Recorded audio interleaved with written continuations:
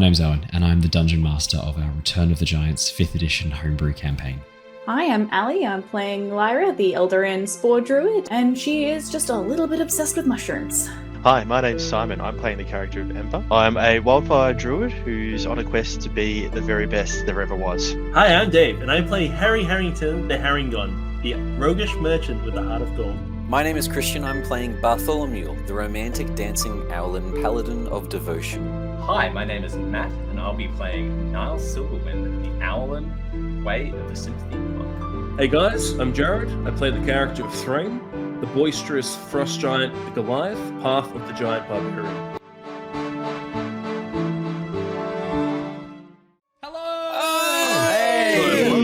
Hello, and apologies to those of you wearing noise-cancelling headphones with the volume right up.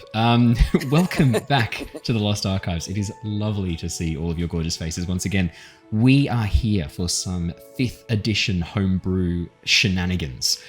Return of the Giants campaign tonight. We are very, very eager to get started. Before we do, though, only a couple of little fun things to share.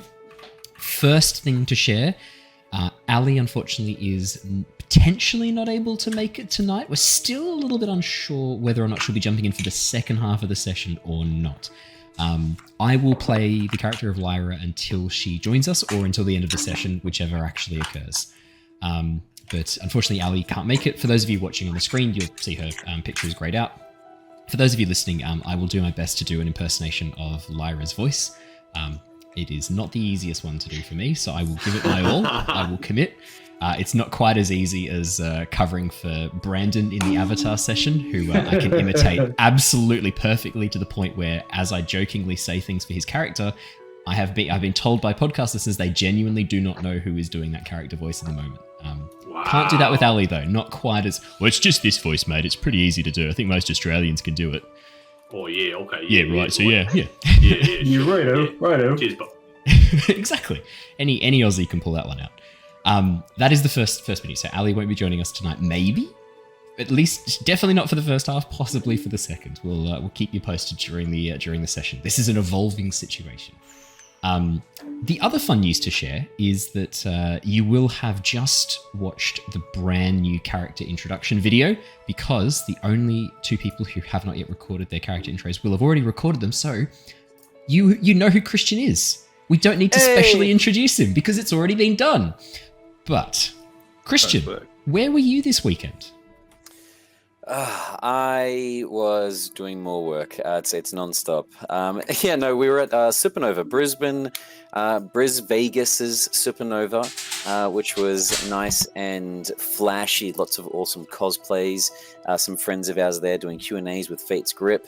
We were running it under the title of Arcane Adornments. Not my business personally with Hermes D&D, but my partners, who we've sort of been building both of them together, first under Hermes D&D and then her spreading out now, selling her dice potions, her little earrings. We ran a raffle.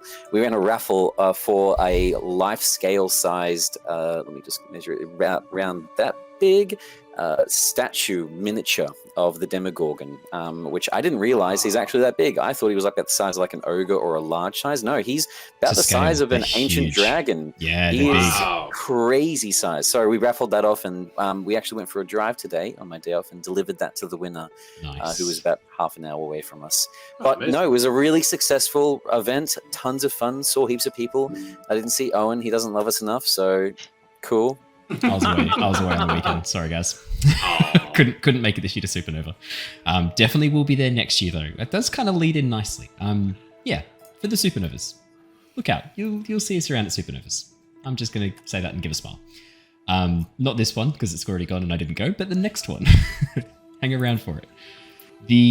I should also add those dice potions that you're describing, for those who may not know what they are and not be able to picture them. Imagine essentially a little healing potion jar filled with beautifully colored liquid with like metallic flakes throughout and metallic glitter that gives this kind of like mirage effect when you shake it, and a D20 inside, so that when you turn the bottle upside down, the D20 rolls inside the liquid and then floats to the top of the jar and gives you a roll that you can look at. Cool. Like a magic 8 ball. Yeah, exactly. Yeah, it's got a nice wax seal and rope on the top, so it looks very antique. Oh, they're gorgeous. And then when you swirl it and shake it around and then flip it 180, you get a magic 8-ball roll, so it makes for a very flamboyant death save at your session. Oh, and if people were people are obviously very excited to get these, where would they go to get access to these dice potions? I know that she's been making You can tell we prepared this segment earlier. We definitely did. I think that's right. I thought so. So we did originally we still have a website under Hermes D&D where she was selling everything, but she has set up a Etsy store, I think. Nice. I'm just having a look at it now. But you should be able to find all the links on the Facebook of Hermes D&D or the Facebook of Arcane Adornments. So give them I will little also get that search Etsy link and chuck it as a pinned comment, obviously. Lovely. Just to save everyone some time as well. But yeah, if you just check the socials, we've got a link to all the different other socials as well as online stores, so that way you can buy some stuff. We can send it out to you if you're unable to make it to any of the events that we go to: Tabletop Con, OzComic Con, Supernova. BrizCon, all the fun ones. PAX, we didn't go this year, but hopefully next year. And if you're unable to get to any of those, maybe you live a little bit more rural. I grew up in the country too, and it sucks sometimes when that's the case. A 3-hour drive to anything that's cool. You can just buy it online, and we'll send it out to you instead. There you go. Cool. Can't say better than that. That was the second last announcement, or second announcement. It is both, as there are only 3 announcements to share tonight. The third announcement being that our Avatar Legends campaign, Book 1, Embers of War, is drawing to a close. Next week is actually going to be the very last session of that campaign. We are going to do a little Christmas epilogue special as well, just before we wrap up for the year. But for those of you who have been watching the Avatar Legends campaign, that campaign is coming to a close. 62 episodes. We originally were planning to do 20, and it was originally going to be a political intrigue campaign exploring the rise of the Fire Nation's sort of like militaristic arm. It became a hunt across the world for 4 elemental spirits. The players, the story I offered them, they did a complete 180 on and went the opposite direction, and we abandoned that storyline within the first 5 sessions and went for the spirits instead. I made a sudden moment of improvisation describing some rumors of a spirit fish that I thought would be just add a bit of character to the Seawong Desert, the desert from that you find the big magnetic rock in where Aang loses upper. I just thought, I'll have a little hint of spirits. I've not done anything with spirits. I was like, and there's rumors of spirit fish. The players, much like the fish, were hooked onto that immediately, and that became pretty much the focus of the campaign from there on out. So if you have not already watched the Avatar Legends campaign, I do thoroughly recommend it. It is going to be, by the time you catch up, it will be completely finished, this new one.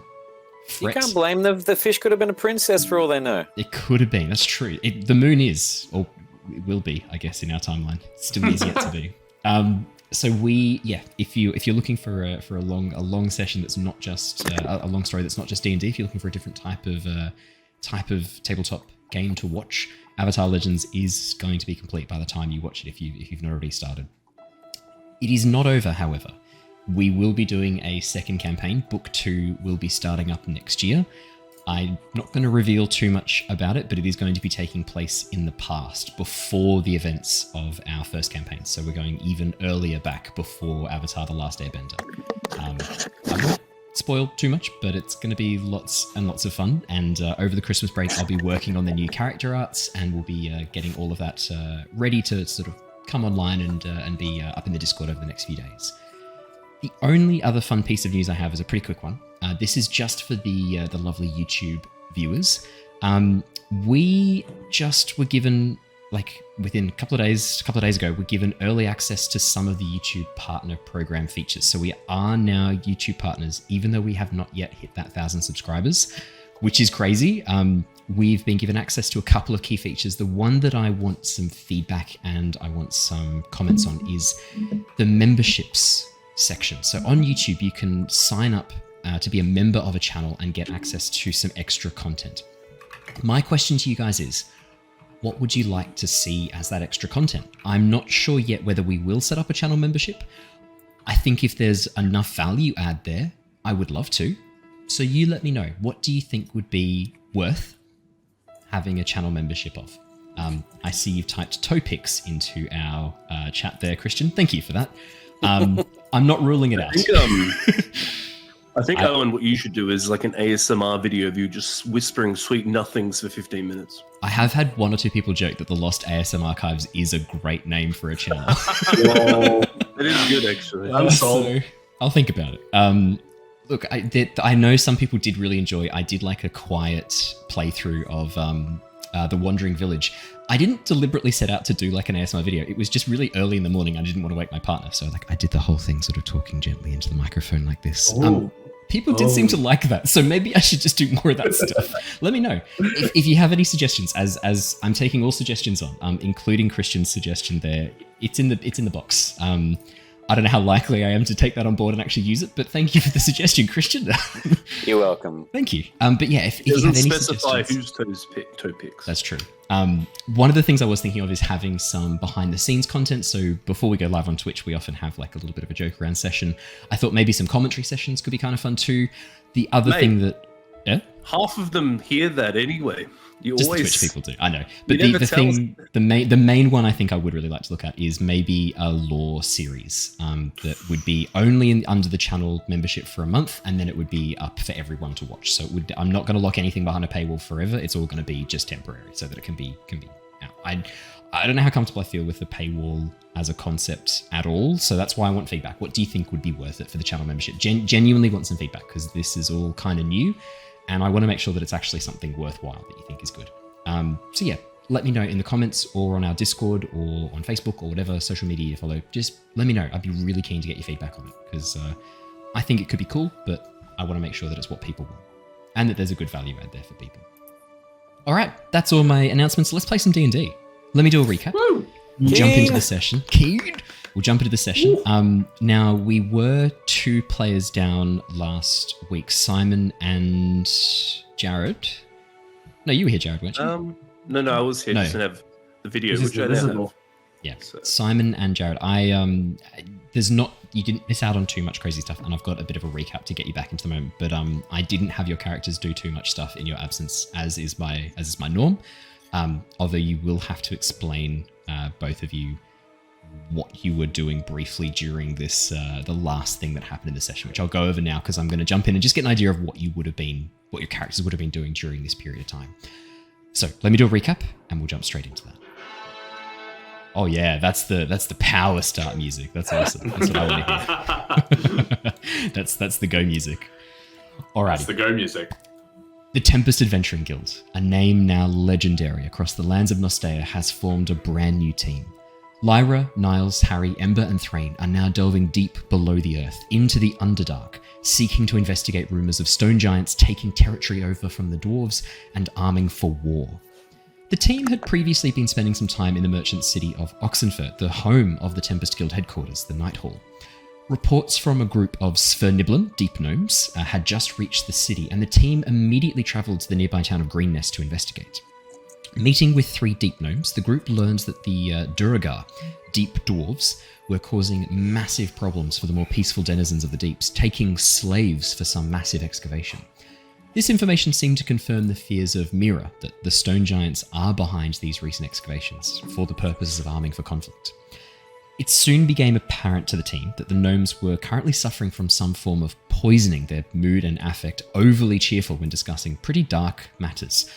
With the only hope of curing the gnomes lying in the darkness below, the team began their descent, and after hours of passing through an enormous spiral tunnel carved by a purple worm, the team found themselves in an open cavern, stalagmites and stalactites rising from the floor and ceiling on all sides, the room lit by the soft illumination of bioluminescent mushrooms. It turns out that this was actually an ambush site, an ambush only briefly averted by the timely intervention of Dream, an Owlin who had been lurking down in the tunnels below looking for a way out of the Underdark.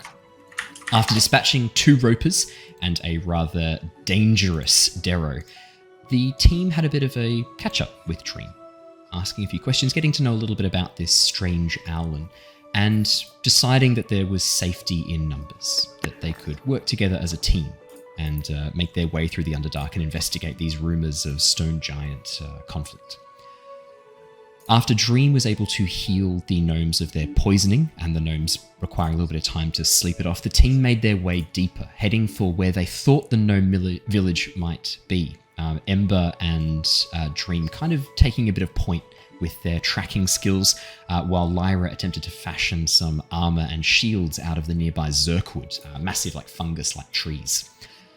Arriving in a forest, the team had their first encounter with Myconids, strange mushroom-like people, bipedal, made of fungus strands in mycelium, who appeared to be rather friendly, inviting the group back to the circle and offering them sanctuary from the dangers of the Underdark. Arriving in the Myconid colony, the team found that this was actually a mournful time. The Myconids preparing some sort of ritual to farewell what looked like a younger, childlike Myconid. While most of the team decided to assist with the ceremony, Dream actually performing a surface world-inspired funeral rite, Ember holding above the drift globe to allow for bright sunlight to shine upon the glade. Harry decided that he would use this opportunity to quickly frisk the pockets of all those nearby, just to see what was on them. After attempting almost as if some external force compelled me. Almost as if some external force compelled you. Someone spending Twitch channel points to do such a thing. After attempting to frisk the body currently having funeral rites performed on it, the body that everyone was looking at, the entire party and the circle of Myconids, Harry picked a much more easy target, the Spore Servants. It turns out that the Myconid colony also uses a number of reanimated corpses, fungus growing through their bodies, joints, animating them and allowing them to move, but not providing them with any level of intelligence. An easy target for Harry to pickpocket. We left off last session as Harry successfully scored some loot from the pockets of the Spore Servants, a number of Duragar, some half-elves and humans who had been reanimated by the Myconids, and Dream finished his funeral rites, almost like a dance-like... I said maybe like a kata-like dance, a martial arts-like dance. It's more that than a dance like martial arts. It's the other way around, isn't it? More like, a dance that resembles martial arts. Yeah. While that is going on, and Lyra was also assisting with that, that is where we left off last session. While that is going on, and while that is completing, Ember, I had you activate the drift globe to allow for some brighter, the light stone to create some sunlight in the area while that was happening. Is there anything else that you would be doing during this time? Observing, looking, learning. What would Ember be thinking? Well, I mean, I don't think I would have encountered another creature like this before, so I'd be trying to learn as much as I can about the plant life actually becoming, an actual race, trying to learn as much as I can about them and maybe asking a few questions. Yeah. What they think, what they do, how they, do they sleep, anything like that. Yeah. For the moment, while this is, when you first arrived, it looked like the entire circle, roughly about 20 individual Myconids were very focused on this ceremony, and it is currently going on while you are in the area. During this time, though, I'd say, do you want to make a nature or a survival check? Your choice, and we'll see what you kind of learn. Let's go for the survival check. So that is 15. 15.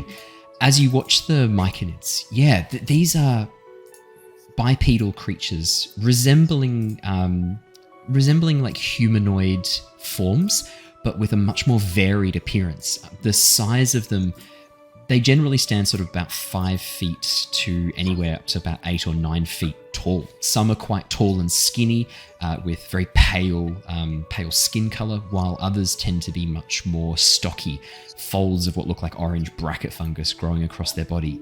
They don't wear clothes. Their body is actually designed and grown in such a way that it forms these natural contours that kind of resemble, from a distance, layered clothing or armor in some cases. You can see some of the Myconids actually have very tough mycelium strands forming these almost like armor-like spikes. They tend to be quite colorful for the most part, the beautiful colors of the fungi, often with patches of bioluminescence as well shining through. Interestingly, you've noticed since you got here, none of them have any mouths or noses, just these glowing eyes sunken into the sockets of their heads. and they all communicate telepathically. As soon as you entered the circle, the spores that you were breathing in allowed you to kind of feel the minds of those around you, and has allowed you to communicate with the Myconids. It often sounds like overlapping voices. Rather than individuals, the Myconids almost seem to share a colony-like mind. And the spore servants react to them. When you first walked in, you noticed a large hook horror, a giant, almost like dinosaur-looking creature with massive bone hooks coming out of its front arms, following the directions of a Myconid that simply pointed and thought an instruction towards it. You would have felt the instruction, felt that moment of connection as you watch the Myconid command it. Are there any other questions that Ember might be asking? I think that kind of answered most of the questions. You're wondering how they're... What they are and what they're doing, yeah. And I mean, obviously, I'd probably be kind of interested in their culture because, again, they're fungi. Yeah. They are fun. They are fun guys too. From what we've seen so far, yeah. That are having a ritual at the moment. So just learning as much as I can about that and trying to take it all in, I suppose. So. Yeah, Ember at this point is learning and observing as a wildfire druid is wont to be. I would say, given your druid circle is all based on the use of fire to get rid of decay and get rid of areas that can then be encouraged to grow much more vibrant and much more healthy after a fire has been through. A lot of ecosystems are kind of built around the concept of fire helping to re-energize the land. I mean, the Australian ecosystem in particular is a very fire-dependent ecosystem. You also would know, though, that mushrooms and fungi play a very important role in that cycle as well. I mean, fungi are vital in breaking down dead and decaying matter. They actually speed up that process and allow nutrients to be recycled back into the ecosystem. Interestingly, the way they're performing this ceremony does seem to be not too dissimilar from how the wildfire druids perform a funeral rite. The idea of returning one back to the earth, burning their body into ash, and then sprinkling that ash back into the earth and covering it to allow it to become fertilizer for new life. The way they're describing this process and the way they're going through this ceremony, even as Dream does this dance in front, you can see them beginning to actually move the earth underneath and begin placing this body wrapped in what looks like a number of seeds and spores that each Myconid steps up and places into the body. Very, not too dissimilar from how the wildfire druids perform their rites. Yeah, so there's some overlap in what you see. Now, the other person I need to ask about, Threign. What would Threign be doing? As opposite to Ember as one can be in these matches, I suspect. No one's fighting. No one's challenging you. Yeah, that's a very good question. Hence why I asked it. I thought it'd give us some good information. All right, so I am lost for words, to be honest. Maybe that's Threign. Maybe Threign is just watching and observing. I mean, there is a great deal of respect for ceremony in the Frost Giants, and I'm assuming that kind of has been passed down to the descendants of the Frost Giants and those. To those Goliaths who have that Frost Giant heritage. So maybe this is a time where Threign actually is also lost for words, just as you are, Jared. Maybe Threign also is just watching and taking it all in. I think, though, for sure that he'd be eyeing off the hook horrors because, I think to be honest, I think he'd be really, I think just taking in the spectacle, being such an alien thing, especially where he's from. Seeing like all the dead corpses walking around is like, that's probably like, he isn't so much like freaked out or anything. He's just like fascinated because that means there's more people to fight. And I mean, some of these guys are huge, Threign, as you look at them. I mean, you watch as one of the three Myconids in the center with almost like what looks like a crown-like mushroom cap growing out of their heads. I mean, he's 8 feet tall, built like a tank. I mean, he'd be a challenge to fight, or even an arm wrestle. Be very. I mean, that'd be a feather in your cap if you could beat him. I think he's definitely interested in that, but I think, like you said before, a funeral and stuff like that, like the ceremonies in the Goliath lands, at least, they take it a bit more seriously. So Threign might actually, as funny as it sounds, probably be on his best behavior. Like I would say he's probably sitting there. His legs are probably twitching. He's like tapping his foot probably because he still like wants to get out and do things. But he's trying his best, especially seeing like all his friends around him, like except for Harry. Harry disappears. Really Harry got a natural 20 on his stealth check. Harry's gone. You have no idea where Harry is. You haven't seen the bunny in a couple of minutes now. He's replaced himself with like a scarecrow version of Harry just in the background, no one can see. He watches one of the ears slowly falls down. But yeah, I think I would be sort of, I'll just be watching. Like I'm learning from my friends that they're all being very respectful right now, very quiet. They're doing their things. So like I'll sort of be watching. Like I said, he's still tapping his foot because it's Threign, but for once he's not being a massive disturbance. Brilliant. As the ceremony draws to a close, as Dream, you finish your performance and your I'd say like your dedication to the Myconid child. The three main Myconids, the three that were standing in a circle, the three sovereigns stand aside as the last of the other Myconids are much smaller, very spindly, almost like what are those mushrooms called? Like not the oyster mushrooms, but the really tall, spindly ones that you use in. I'm having a mental blank on mushroom types. That's okay. I will come back to it and remember what it is later. Walks up and places a seed inside, and then steps back again. As the ceremony draws to a close, the three sovereigns stand forwards and begin moving the earth back over the body, and you hear all around you a multitude of voices all speaking at once. From death comes life. From life comes death. Death. Just overlapping whispering. And then as they finish the ceremony, the three sovereigns turn and begin walking down towards you. As they approach you, Dream, first, they each place a hand on their chests and then reach the hand out towards you, palm up. And you watch as a multitude of brightly glowing spores trail behind them, almost like a nova, and begin hovering above their hands. Please, outsider, topsider, we have a gift for you. I'm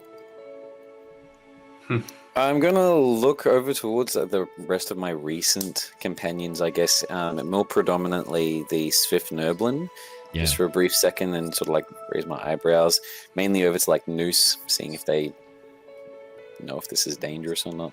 Yeah, during this period of time, the two other Svirfniblins seem to have... Svirfniblin? Svirfniblin. I'm going to say deep gnomes. Two other deep gnomes have awoken. And yeah, you watch them as they stand towards the back, wide-eyed at the horrifying spore servants that wander around. I mean, you can see these are corpses, mushrooms growing through, fracturing the skin, replacing parts of the body with these bracket fungus. I mean, as you look over and give them a bit of a wide-eyed stare, Dream, they sort of meet your eyes and then immediately look towards the right as a Duragar with no face, just this massive stalk pushing out through the head. And you can see like parts of the bone of the skull still embedded inside this fruiting body of the mushroom. They sort of just wide-eyed look at this thing as it sort of walks past, carrying a large barrel stalk, sloshing with water inside of it. As Noose is the quickest to recover, the slightly younger male deep gnome, as he looks back towards you, Dream, he sort of like looks at the golden spores. You watch his mouth sort of open in a bit of a surprise, like, oh, and then he looks back at you and nods and gives you a thumbs up. Okay, I'll quietly, I'm not going to think anything, as I know how important it is to be respectful during times as far as he's considering it a funeral. So I'm just going to approach and get on one knee, I guess, in front of the three sovereigns. As you get down to your knee, there's a moment and you feel confusion from them. And then, none kneel in the court, in the circle of the sovereigns. Apologies. I don't know if I should speak or think, but I'll get back up. What is this gift? Gift of our flesh, a gift of our spores. Spores to heal you, to fix you, to renew you when you are injured. As all three voices speak at once. How do I...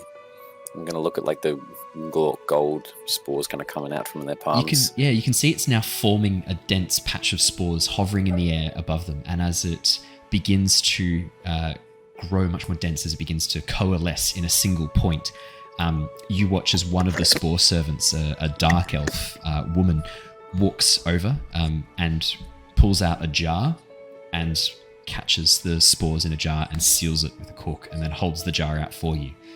It would be beautiful the way she does it if it wasn't for the fact that, again, you can see that her chest has actually been caved in and there's fungi growing out the center of her chest. Her completely lifeless grey eyes just turn and look at you blankly as she corks these golden spores and hands them to you. A little bit of a bow towards her. Not sure if she's sentient or not, but just trying to be polite. If she is, take it, and bowing back towards the other figures. I'm sorry for your loss. You need not give me anything during a time like this. You should be thinking about yourselves. So. Oh, but you did. But armor. You could have armor. as you speak up, Threign. That was out of game. Oh, okay, fair enough. All right. No, I wouldn't say that. You may add a. Oh no, they would say this actually. They would give you a little bit more information about the spores. We thank you for your compassion in these times. If you are to fall in combat, these spores will revive you but once. Damn. If you are quick enough. That's better than armor. These are revivify spores. Okay. Whoa! However, there is a tight time frame to get these into somebody who has fallen. Wow. Unfortunately, actually, they would probably share this. Actually, we were too late for this little one. Maybe you will be quicker, faster. Well, at least we've helped put this little one to good use, as I try to quickly think on my feet of how their culture might be. Yeah, seeing what they're doing. Your instincts prove correct. If you had said such a thing on the surface, you would have been thrown out of any funeral, right? Yeah. However, down in the depth, actually, more Sacris would respect that. That's there's homebrew religion that deals with undeath in a positive way. More Sacris would be fine with that. Oh, it's good. Yeah, absolutely. I mean, it's your body. Use it how you want. Down in the Underdark, this is met with a sense of connection and compassion through the rapport spores that are floating through the air that you've been breathing in all this time. You feel that sense of compassion. With that, two of the sovereigns begin to walk away. The very large, stocky one and the short one begin to move away, leaving you just with the. Oh yeah. Apologies, sovereigns, leaders of this grove. Do they stop? Yeah, immediately. Okay. Yeah. Just keep. Fuck you. No. You have no power here, Owlin. Yeah. My companions were needing some assistance.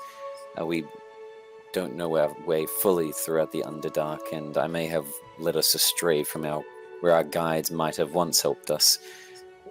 Would your grove know where more of their kind are? And I'm going to point over towards the Swift Noblin. The deep gnomes?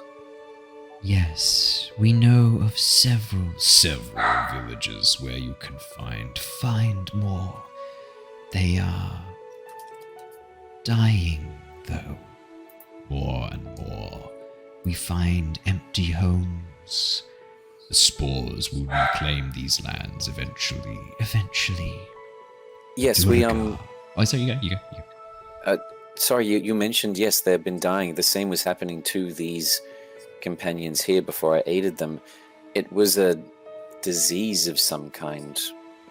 Have you or any of your folk discovered the cause of it? Obviously, you wouldn't want to be infected yourself. Is it maybe some sort of fungus? They sort of look a little bit confused around at each other and then back at you, sort of seeing this interaction and seeing the confusion. Noose does head on over, especially because you turn around and point at him and then continue talking to the sovereigns. Noose sort of like stands there for a bit and then goes, yeah. Wanders on over up next to you, Dream, and goes, Myconids use, like, they see everyone as, like, they don't really understand individuals, and the connection between, like, the land and people they don't really understand.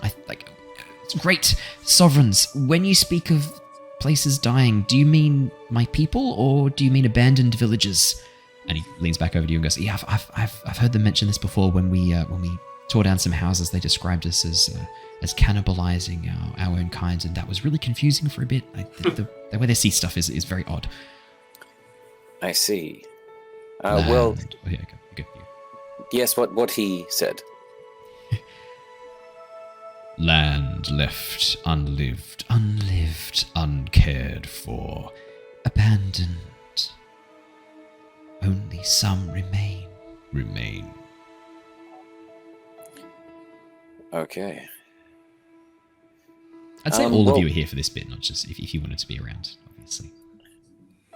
If you could point us in its direction, that would be amazing, unless there is anything else that we could help you with for your safekeeping and hospitality so far.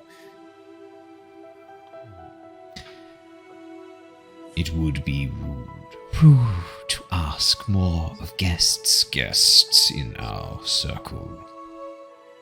But the death of this little one must be answered. How did this one pass? You said you were too slow. Creatures in the night ambushed us, tried to break the circle came from underneath.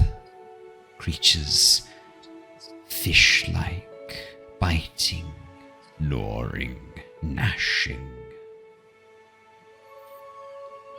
Could I do, Yeah, I'd say a nature check would probably fit there. Or a survival, your choice. survival? Six. Man, if fish are attacking, Underdark's more dangerous than you thought. Fish that dig through the ground. Yeah, burrowing fish. You've not heard of any burrowing fish during your time in the Underdark, but that doesn't sound great. I'll look towards the, as far as I'm aware, famous adventurers from the surface world. Yeah. I'm already doing stretches and sort of kinking my neck, okay, we killed these fish people. This sounds like it could be fun. What did you all say? Hey, let's go. Let's go help these people. Perhaps. I just I get caught on people for a second, these mushrooms. Let's help. What the fuck are these things? I definitely think we should help them, but perhaps, oh great ones, are there any traces of these attackers? Anything that we could perhaps investigate, or have they simply disappeared into the earth, like you say? We can take you to the site of the ambush, the hole these creatures crawled from. They left some bodies behind. We dare not animate these. They are unworthy. Looking towards the companion, so I know need someone to look after them, and I'd prefer to get to the surface world if I can. Idea sort of springing in negotiations, parlaying something that I've got a bit of history with. How about this, Sovereigns? You mentioned that you would not ask more of us. Why don't we form this into a giving of each side? Something given by us of handling these fish people so this attack does not occur again and your grove is safe, and you provide us with a form of safety. We are needing to travel in the Underdark, which is already a dangerous place, and I've noticed that you have many strong defenses here, including the large bird-like creature with hook arms. Could we potentially, once your grove is safe of these fish creatures, loan it as a protector until we get to where we're going? And you feel this almost. Could I like, also add something onto that? Sorry, that 8-foot thing over there. Can I have that too, please? I want to have a sparring partner full time. pointing to one of the Myconids. The one that you said was 8 foot tall. The Yeah, sovereign. the sovereign. One of the sovereigns. That's a Sorry, sovereign. you said there was one walking around that was 8 foot tall that was a corpse. Not a corpse. One of the Myconids. The Myconids. Oh, are I'll the... still point at him regardless. I don't know. I don't know the difference between the two. No, that's okay. That's fine. There's a Obviously, moment. This is how it's worked out, so. There's a moment of quiet contemplation, and you feel a conversation happening that you're not privy to. There's a sudden moment as there's a break of the connection between you and the sovereigns for a moment. The rapport spores almost seem to be blocked by something, and then all of a sudden, the connection reignites again. We are amenable to such an arrangement. You cannot have one of the sovereigns, however. We are one and three. No. I did not know, sorry. Could I have a corpse? Then I don't know. That one of the biggest ones you have. Well, Threign, the deal that we're organizing, the creature that one of Noose referred to as a hook horror, we'll have it as a protector while we're traveling, but that means that you could spar with it while we're traveling. That thing is taller than you or I. But that sort of ruins the thing, though, doesn't it? It's a protector. If I beat the shit out of it, then it's not really going to protect nothing. At least give me something that's a bit more fodder. I deal with that one for fun while I'm down here. I'll look over towards the Myconids. Do you know any individuals in your grove that enjoy combat? A test of strength, perhaps? Doesn't have to be one of your people, just one of the things that are walking around. I point to the reanimated thing. You wish to fight, destroy one of the spore servants. Oh, at least spar. Not so much destroy, I don't know. A test of strength, perhaps not destroy. Well, There is one put words in my mouth. fighter in the grove, one who is not a spore servant. A drow, a dark elf seeking sanctuary here. Perhaps she will face you in combat. that could be fun, but no, it's okay. I just really wanted one of those dead people. But Threign, that sounds would- like an interesting You combat. would like one of the spore servants. Pick one, and it is yours. Perfect. I just picked the biggest one. Yeah. Probably the biggest would be the half-elf who is wandering around. You can see that this looks like a much older corpse that has been almost completely taken over by the bracket fungus. So much so that it is almost, in some ways, coming to resemble one of the Myconids. You can almost barely see the greying flesh underneath that has been taken over by this mushroom. As you point towards it, there's this sense of momentary connection, and you feel suddenly in your mind the spore servant will listen to your commands for the next 24 hours. Hell yeah. Wow. Ooh. I Threign will start sort of looking at him and checking out his capabilities. While that's happening, I pass it back to you guys to continue the conversation that I ran into. I railroaded. Oh, sovereigns! You mentioned that there's a drow here, seeking sanctuary. Yes, she has been here for many days and nights. Actually, no, sorry, let me rephrase. They wouldn't measure time in day and nights. She has been here for many cycles. Have you heard much of her story? Would she be open to perhaps a conversation? We're trying to gain as much knowledge as we can of the Underdark, and having some information from the drow would be useful. You may ask. Ask her yourself. There will be no fighting in the grove. No aggression in the grove. Oh, no fighting. No, it's simply a conversation, an exchange of words. That is all I wish. You feel a sense of affirmation, a sense of acceptance with your words. As you, I think I do want to sort of get back to Dream asking for the hook horror. Yeah, Dream. There's a momentary pause, and then the slightly more medium-sized, let's say the medium-sized Myconid Sovereign, the one that's about 6'2", looks back towards you, Dream, with those very deep purple eyes. You may have loan of our strongest servant until you reach the Sverniblan colonies. But we must have it back. It must be here to protect the circle. We are not alone. No, completely understandable. The reason I offer this trade of equivalent exchange is we will not borrow it until you are safe of these fish creatures. That way you're not left vulnerable to decay. Okay. Well, I guess there's two goals for us at the moment. Meeting this drow and finding the leftover of this battle. Hoot. Lyra puts her hand up. I've got a third goal, actually. How do you make more of these? As she points to the spore servants. Yeah, good point. Like, can I have a chat with some of you guys? Can you take me through how you do this? I'd be really interested. Like, I'm kind of learning how to use fungal magic myself. Is that okay? That is amenable. Yeah, perhaps, Lyra, you should, unless you particularly want to go down with us, it might be good if you stay here and ask some questions. These seem like the perfect people to speak to, or the perfect individuals, I should say, about your craft. DM. Hello. Could I please do a history check to see if I recognize the DM? Yeah, what's up? History check, yeah. A history check to see if I recognize any of the Duergar. Oh yeah, you bet you corpses. Can. Yeah.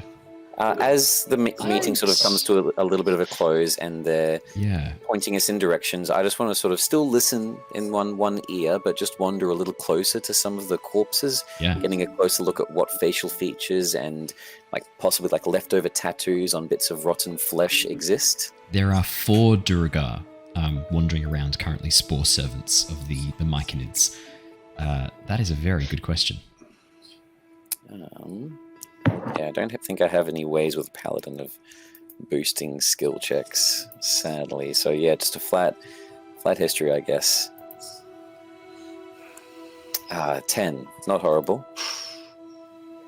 As you look across the faces and look at the markings, looking for any recognizable features, none of the faces strike you as familiar. In fact, 2 of these corpses look to be very old indeed. The fungus, again, having grown through much of their internal tissues and is now reanimating the muscles quite effectively.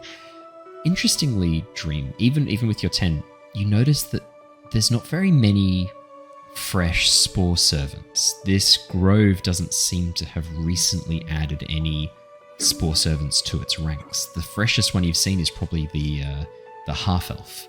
Oh, no, sorry, not the half-elf. One of the Sverniblan, who's wandering around as well. Definitely creeping out the 3 Sverniblan you've been traveling with, who are very much keeping a close eye on the corpse-like Sverniblan as it wanders past them. You do, however, recognize the markings on one of them. The brand that is embedded not just into the dark leathers that it is wearing, but also into its arm, the upper portion of the shoulder, looks very familiar.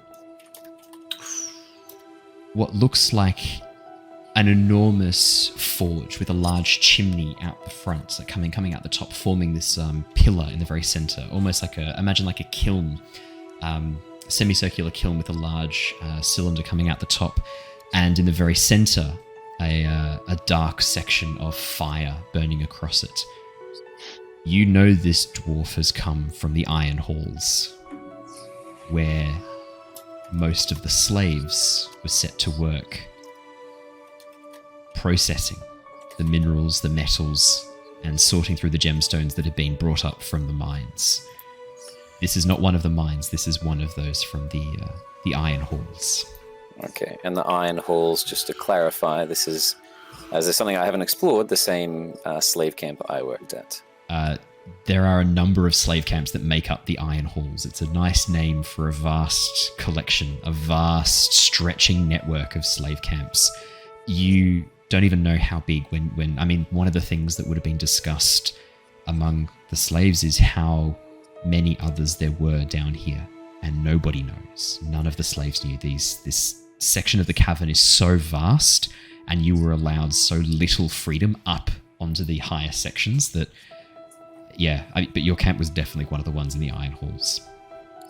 I'm going to, just as everyone's still talking, and hopefully is a little bit like a trade, if the Myconid see it as, again, another bit of like a fair giving and taking. Just do a quick look, whether it's investigation or sleight of hand, to see if this Duragar has any like keys that are hanging from his belt or waist that I may be able to take and bring back to the halls if we ever get there. Ooh, I am going to get an investigation check, if I may.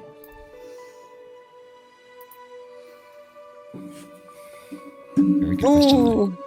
8. I could somehow re-roll this. Could I actually? Yeah. I wanted to be polite when I was doing this anyway. in an attempt to possibly get some help. I have opened up a little bit to the party about my ongoings, but not too much. And I feel like I trust Niles more than anyone. Niles, do you mind just helping me have a look for something for a second? Oh yes, of course. Yes, Dream. What did you need? I'm not really sure what I'm looking for. I guess a key of some form. If you'd be able to either help me get advantage, as this is very important for Dream at the moment. Oh, of course. Is that you may see what I either? can see. I'm probably leaning more towards getting Niles to roll an investigation check because you've already rolled it. But because this is an important character moment, would you like to roll an investigation check again? No, it makes sense him doing it, so let's do that. As you call him over for a bit of help. Niles, do you want to make an investigation check? Sure. This is the time where you want to roll really, really well. I have a -1 to my investigation, so this is going to be fine. This is going to be you fine. got this stat. It's going to be fine. Come on, I'll tell you what. Hey, Hey, okay. 13. Roll of the night. Yeah. Is it really the high? No, there's a 15 from 15 Simon. from Second highest. I was The up with highest plus roll. 6. Highest roll. yeah, sure, it was a highest plus roll. 6. As Niles, as you come over and begin sort of looking through the pockets of this overgrown, decaying corpse reanimated by mushrooms, very clicker style from The Last of Us, as you begin pouring through the pockets, much of the clothing has actually started to disintegrate. Interestingly, though, at first what looks like very like misshapen and uncared for leather armor, you can actually see that the surface of the leather armor is hiding a breastplate underneath. And as you have a bit of like using one of your claws, you just scratch away this overcovering, you can see that there is a breastplate on this dwarf, beautifully made and seemingly unaffected by the overgrowth of the mushrooms. As you look through the pockets, you find no keys, unfortunately, but I mean, this breastplate's pretty nice. You can even see the two hooks on the shoulder and then the 2 hooks on the side that would allow you to unclip it. And while you may have to brush off some of the fruiting bodies of the mushrooms, it doesn't look like this would be too hard to get off. I shoot a glance at Dream and sort of go, I don't think this fellow needs this armor anymore. No keys. What do you think? I guess that's another time. Yes, that would be amazing. Any sort of protection is better than nothing down here. Yes. Rather than shooting a glance, again, I'm not really sure whether these things have sentience, and I'm also trying to show respect to them, even if it is just a corpse. I'm going to pass across my water skin and sort of like slip it into its pocket, and then unhook the breastplate and take that. Yeah. I'm going to get you to make me either an athletics or acrobatics. Actually, sorry, either athletics or a sleight of hand check to get this off, depending on whether you want to use dex or strength, because either you're going to have to try and wrench this thing off to break through the mushrooms. 12 is just enough without causing too much damage. 12 is just enough to get this off the corpse. My sleight of hand is not good, so I'm going to see if I can just like... Am I able to assist at all while I'm there? Yeah, you are there helping. Do you want to roll again, Christian, with your athletics check? Hey! 21's better. 12 was I'm wrenching this off the corpse, maybe an arm drops off. 21 is with 2 clean swipes, I unhook and tear this away, causing minimal damage to the actual corpse itself. The body of the Duergar doesn't even stop. As soon as you rip this off, it sort of turns and then begins shuffling away. The water skin that you put into its pocket, the act of pulling this off, the pocket kind of disintegrates a bit and the water skin just drops onto the ground as the Duergar stomps away, going back towards its task. Can I catch the water skin? Absolutely. Real quickly? You got good quick reflexes. Yeah, you just catch the water skin. As you pull this off, Dream, and examine the breastplate, it's beautifully made. This isn't dwarf make. As you examine it and look it over, you're not sure where this comes from. It almost looks a little bit elven made in some ways, but the flowing designs gives it almost like an organic kind of look to it. It looks old, very old, but still seems to be in very, very good condition. Well, we didn't have any keys by the looks of it, but that is a rather nice little prize you have there. Thank you for this. Hoot Brothers, and I'll come up for like a high five. The two Owlin high five each other. Hoot Brothers. It'll be a hoot. I love that. Awesome. Sorry, this is that was fun. It's not often times that I'm able to sort of, I don't know, that as I grabbed the water skin from Niles, did we just steal? That's so naughty. Well, I mean, he wasn't needing it, and I guess, it'll do better in your hands, well, in your body than it, so I don't think so. I think the mind, and I'll like put the water skin back in. Oh. What a rush, right? I know. Oh my god. Okay. I guess we should get back. Harry, Simon. Sorry. Simon.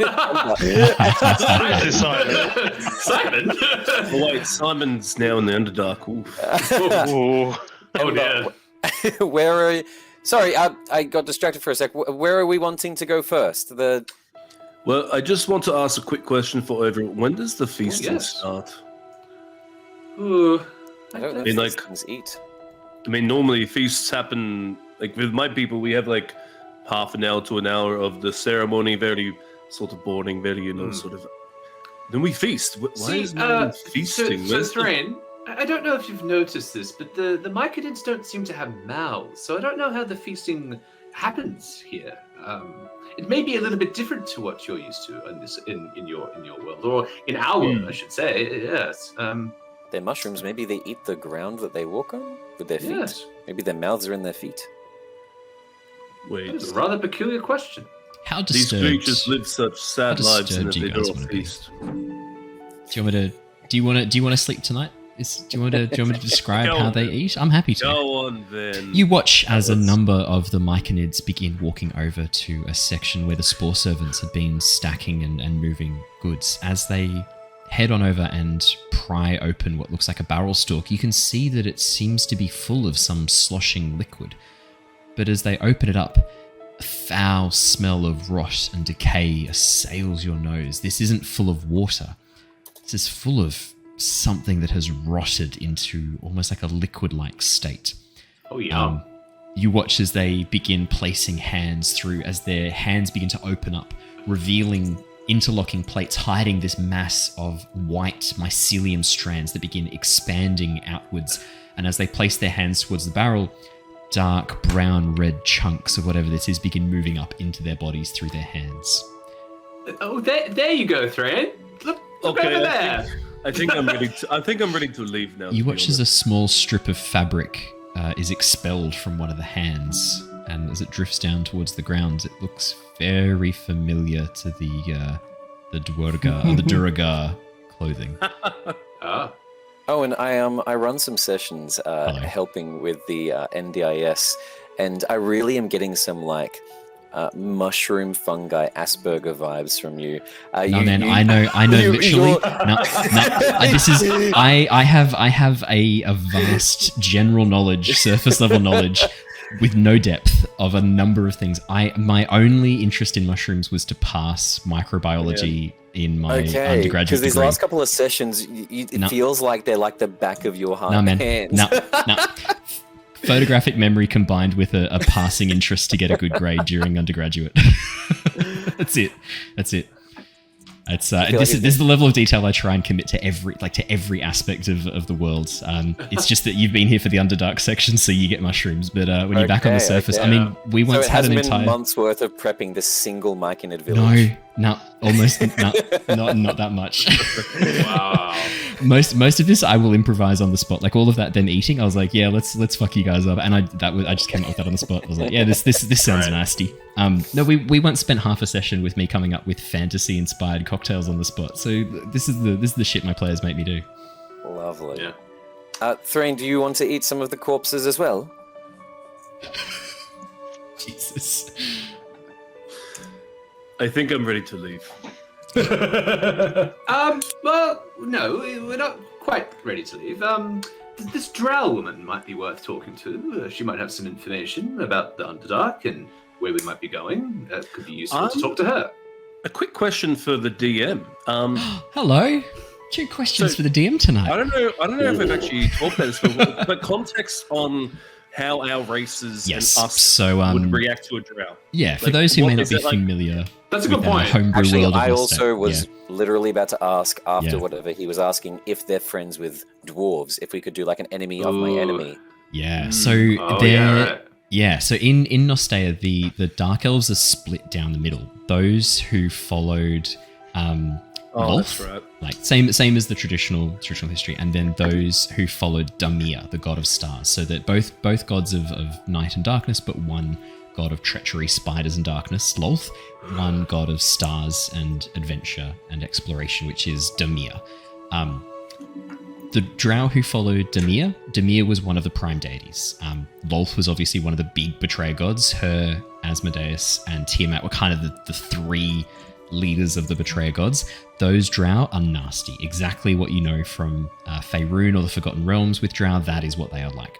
The Drow who followed Damir are much more like a race of underground elves, as you would imagine them, as if they were wood elves. So there's very like strong social structure, very, very strong political structure, very proficient in magic, very strong alliance between the Damir Sworn Drow and the Mountain Dwarves of Balmir. A very, very long history of cooperation between the two of them.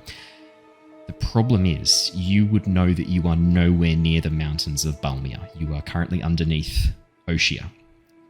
You don't know. 90% of Lolth. I think you just don't know what the Drow are going to be like down here. I guess what I want to know is as well for my character. Would you have had with Drow? Exactly. Do I only know the one subsect? No, you would have seen. Yeah, you would never have seen a Lolthsworn Drow on the surface.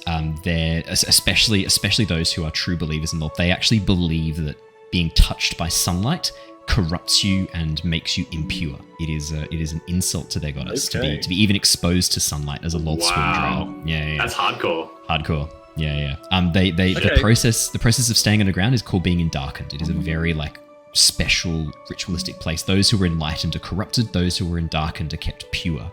The only Drow you would have interacted with are those who follow Damir or who have no stake in the war.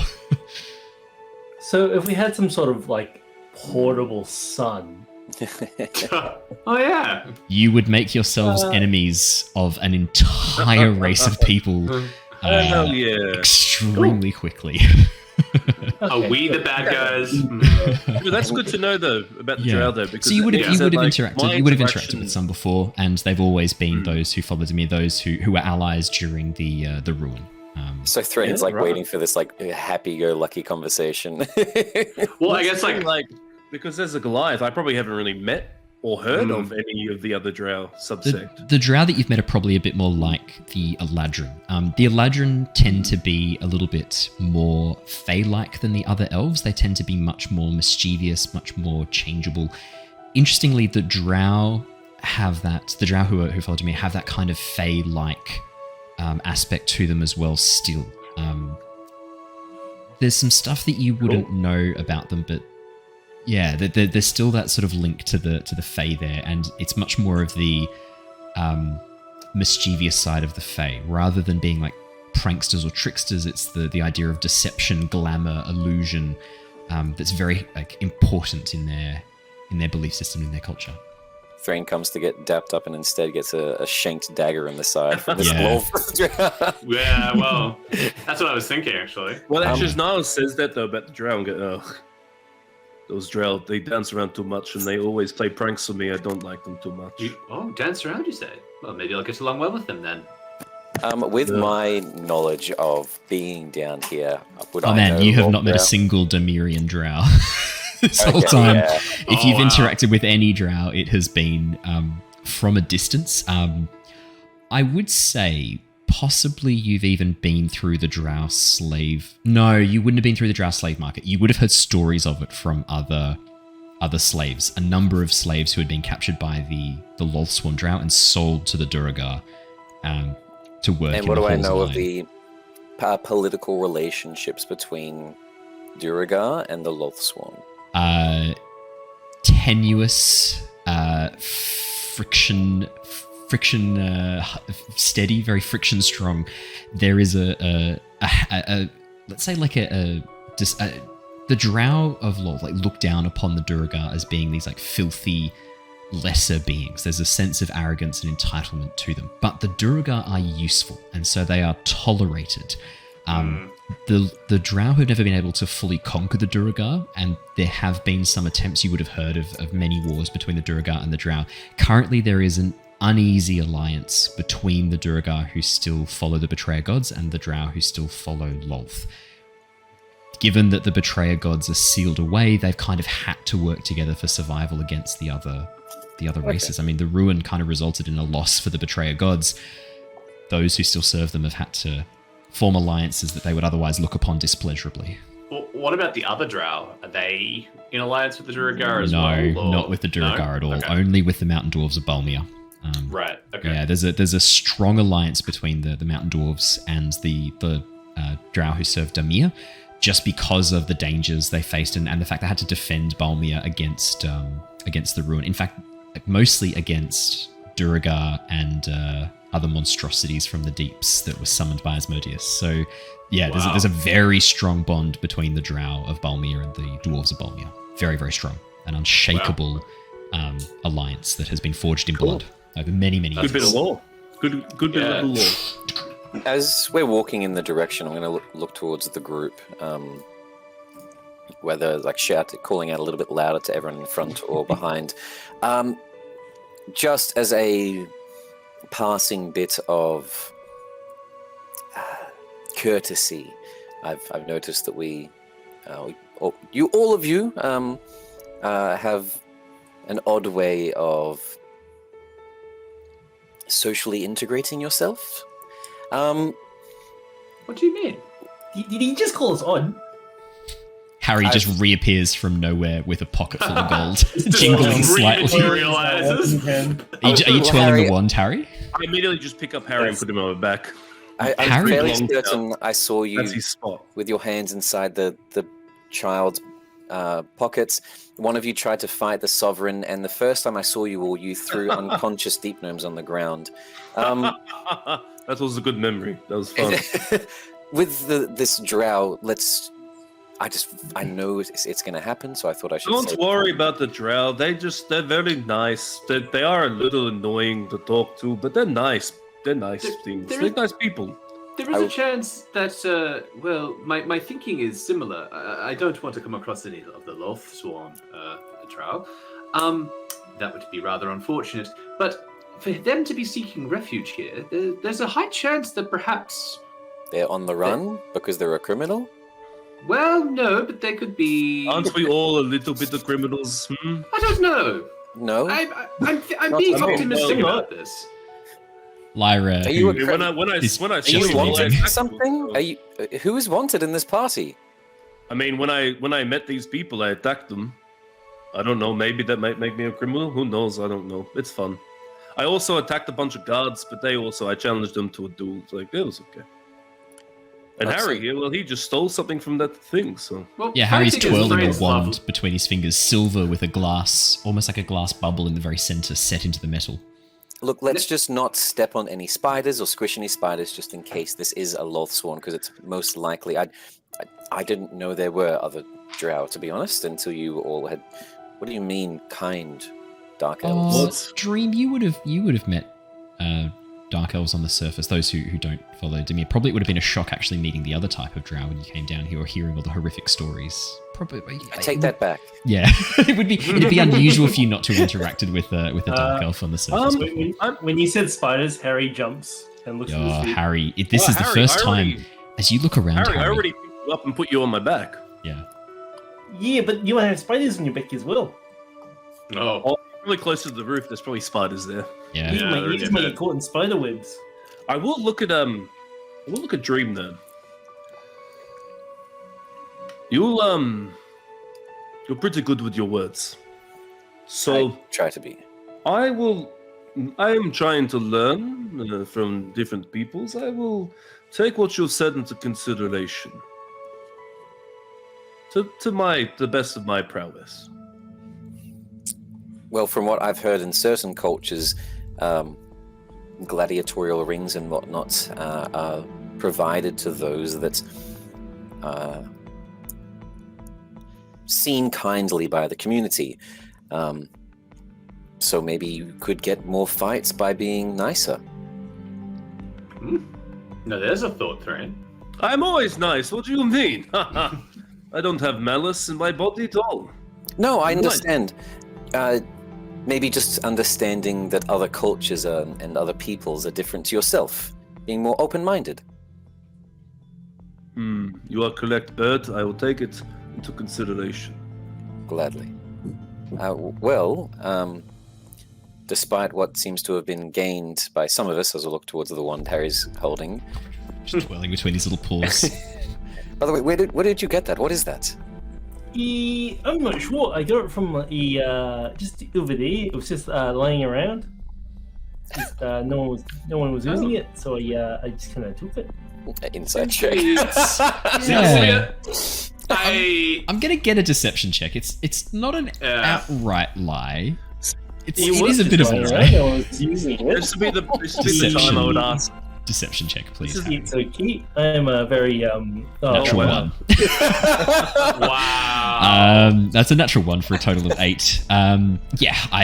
It is obvious to everybody that Harry did not just pick this up lying around. You can even see, like, on one of his paws, there's still the dust of some, like, Myconid, of some spore servant spores still on his paw. And as he's, like, twirling it, he's sort of slowly shedding, almost like dandruff, the spores from one of these spore servants that he's clearly pickpocketed to get this. Niles just says, like, oh, there seems to be a lot of things lying around here. And I give a wink to Dream, who's obviously wearing this new armor. That's actually a very good Have you tried to point. put it on yet, Dream? Because it's currently sized for a dwarf. Have you tried to put it on? Probably not yet. I would like to try to clean it off first. Cool. Okay. You're right. I guess I'm a criminal as well. My father. What did he say? No, not at all. If no one's using it, it's communal help. I think Niles, I thought we were hoot bros. Why did you have to make me feel the thoughts of my consequences? Feel Oh, the no. sting of hypocrisy. No, it's fine. It's fine. Maybe Harry Hold on. What is happening between you two? Something happened. Oh no. What? Your conscience, why do you bring this up now, Dream? Okay, I can't hide it anymore. I took this from another Durga. I tried giving him a water skin. He didn't take it. He just wandered off and it fell into the ground. So I took the water skin as well. So technically, I stole it. Druid wasn't living, so Shame on you. Oh my god. Wow. I like the idea of Harry saying that completely straight-faced as well. Like, without a Thieves Guild license, how dare you? Oh, that's right. He's just not in the Thieves Guild. Yeah, he's not in the Thieves Guild. Yeah. Disgusting No behavior. documentation He's done. just a normie. I know that we should not have things of objects, greed and envy being sins that take away from our goals to enlightenment. I really just wanted it, I guess. I don't know, I haven't given into impulse in a long time. You know, You need to survive. Like, if you need it, it's not as bad. Like, if you don't take from greed, it's okay. I will say this: I never ever take anything from the dead. What they have on them, they take into the afterlife. What you have just done is actually quite a crime, and for my people. It's true. I've seen him take the lives from a lot of people who were leaving, but when they're dead, he doesn't do anything after me. That's exactly true. I get your point, but are they dead, Threign? How do you know? Look at the walking corpse that's behind me. Yeah, there's a what looks like a drow, almost like a drow ranger. The bow still strapped to their back, shambling behind you. You can see one of their legs is actually partially fallen off and has been replaced with this like dense patch of fungal growth. Well, I think right? If it's moving and able to be around, how do you know it doesn't have a soul? He got you there. I will say this: I think the actual corpse is dead. I think it's just the mushrooms that are reanimating it. Again, though, if So something's the mushrooms are reanimated, alive. Wait, so that means you stole from the living then? Is that worse or better or worse? I feel like it's better than grave robbing. I'm going to tell myself that, I think. See, I am upstanding person. I do not steal. That's all I say. Oh yes. As Threign stands owner in. is dead, then is I it have such really a twisted stealing because no moral one compass. currently owns it? That's interesting logic that you're applying there, Harry. Yeah. If you've stolen it, you're the current owner. Look, Um, I look at the Dream, previous I go- owner is dead, Oh, and yeah. no one currently owns it, so you can take look. it. I'll be honest. Look, I do not do it. This is my personal creed. I don't do it. If you want to, it is your life and you have freedom. So you go about it the way you want. I haven't done things that I've wanted in most of my life, so it was rather fun, I'll admit that. Whereabouts are we going, by the way? Yeah, We've at this point, you've kind of just been wandering I think through we're the talking. We're Myconid. walking to the drow, right? Yeah, but we don't know where the drow is. Where is that? I've just been wondering. It's at this point you kind of realize that you've sort of been following each other and not really knowing who's looking where they're going. Ember, given that you were spending the time before deliberately trying to understand the Myconids, learn from them, could I get you to make me a perception or survival check, please? Oh, go another survival check. Yeah, why That's not, eh? another 9 to 15. Nice Ember, one. you have been paying attention to where the party is going. While there's been this very intense commentary on the ethics of theft and the ideals of ownership and how do we really know who owns anything? You have actually been paying attention to your surroundings. And while at first your team were kind of endlessly roaming, you sort of walked a little bit out in front and began leading them towards a section of the grove that you haven't yet walked through. This dense thicket of trees actually borders up to the edge of a sheer rock face, rising high up towards the top of the cave wall. Dotting the back of it, you can see a number of caves joined to the ground by bridges and staircases made of growing, living, almost like a type of zirkwood, the very woody fungus that you found down here. Like these bridges made of these mushroom bodies. As you sort of begin peeking through them, maybe moving ahead a little bit, using your fire to quickly check in, flicker on your shoulder, providing a bit of light as well. You can see that one of the caves isn't overgrown with fungus and choked with these mushroom bodies. In fact, it actually has been opened out. You can see out the front a very small balcony has been assembled with a table and chair, as well as a number of glowing stones set into the wall around it, forming almost like a 3-point archway of light. And as you make your way up there, you hear a woman's voice humming softly to herself that echoes through, even below the rapport spores. You can hear this hum. And as you get closer, you suddenly feel that unfamiliar moment again as a mind touches your own. And the humming stops. You hear, and then silence. And then... Drow in this land are also a matriarchy? Yeah. Okay. I didn't want to change them too much, and I quite like that. Oh, that's okay. That Just want to make sure that if we're approaching a woman, it's going to be a different interaction. Oh yeah. I do have a quick question for that actually, because Yeah, obviously the lowest Drow will be very like hardcore matriarchy, but the other ones, would they be far more accepting of their male counterparts? Because I know Drow they're not. D&D are very different, like between still very much a female-dominated social structure for the Drow who follow Damir. There's a perception of acceptable gender roles for males and females, males occupying the lower rungs of that, nowhere near as extreme as the Lolthsworn, though.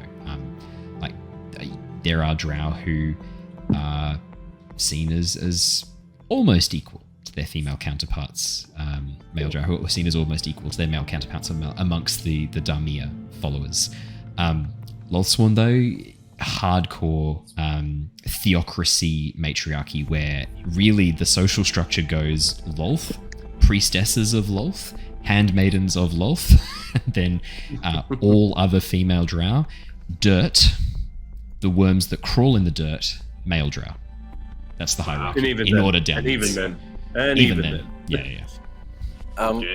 As the humming stops, Dream would like to try something. If we felt its connection, it's felt our connection. Yeah. Rather than mentally saying anything, he noticed that we've been sort of feeling emotions of those around us with these rapport spores. I'm going to send out peaceful vibes.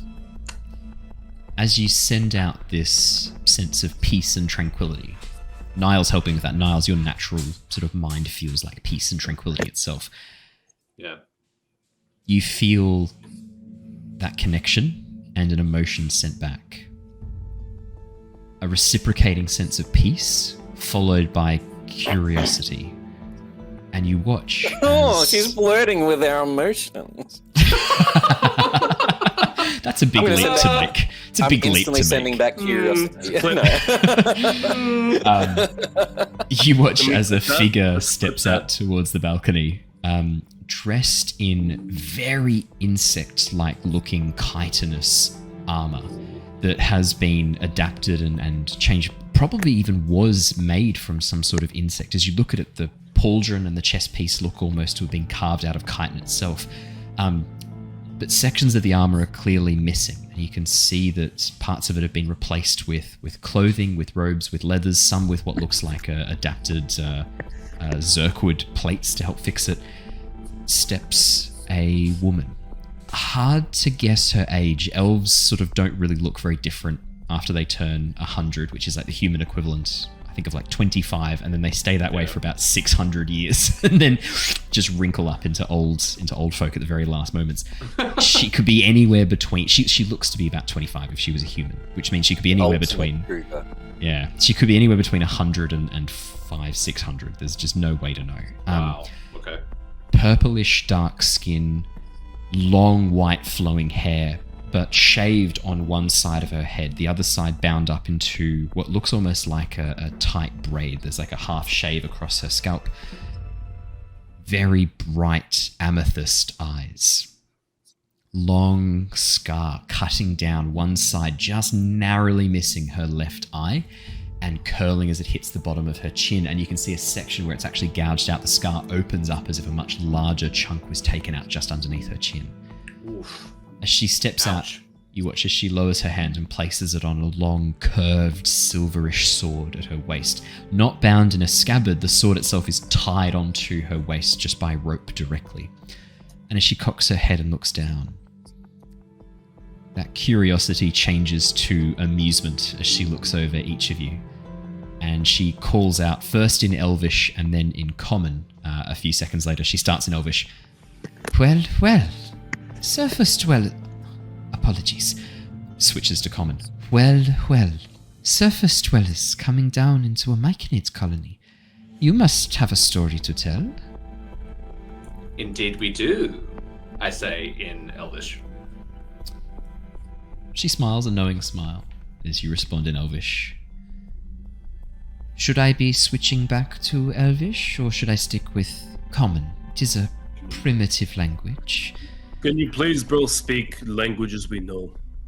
I think perhaps for the benefit, yes. For the benefit of my companions here, I think Common might be the best to speak. Well. Can I, as she's talking, look for any symbolism? Yeah, good question. See if there is some form of a spider or some form of the other deity that I'm still learning. I was just thinking that. Yeah, so you would know a little bit about Dimir, so just what Dream would know, Christian. I got to catch you up to what your character knows. Dimir is the god of stars. His symbol is a 4-pointed star, not too dissimilar from the Southern Cross, actually. Larger star at the top and then 3 stars underneath. The irony, of course, being I didn't realize when I drew his symbol what it resembled, and then it was my partner who pointed out. She's like, it's Southern Cross. And I went, oh no. Bunch of white guys wearing shorts and thongs that get it tattooed on their neck all the time. Cool, I get the vibe. I grew up in Kingaray. I know how and they it wear is. they wear the blue singlets. I thought like it was going to be like the Bintang singlets instead, but no. They could if they go to Bali a lot. Yeah. That's true. So I did actually change it after that realization. So it's a circle around a star field of about 8 or 9 different stars. God of the stars. Also domains kind of generally knowledge and arcana. And one of the deities. So what you would know, Dream, is that Dimir and Dimir and Sehanin, Dimir and Sehanin have a connection to Lolth. There's a connection there, but you don't, off the top of your head, you're not too sure what that connection is. But you know there was that connection. They were a family, as much as gods can be a family. Okay. Well, in case, because so far what I'm kind of perception. gauging is the crystals looks kind of starlight. Not too dissimilar.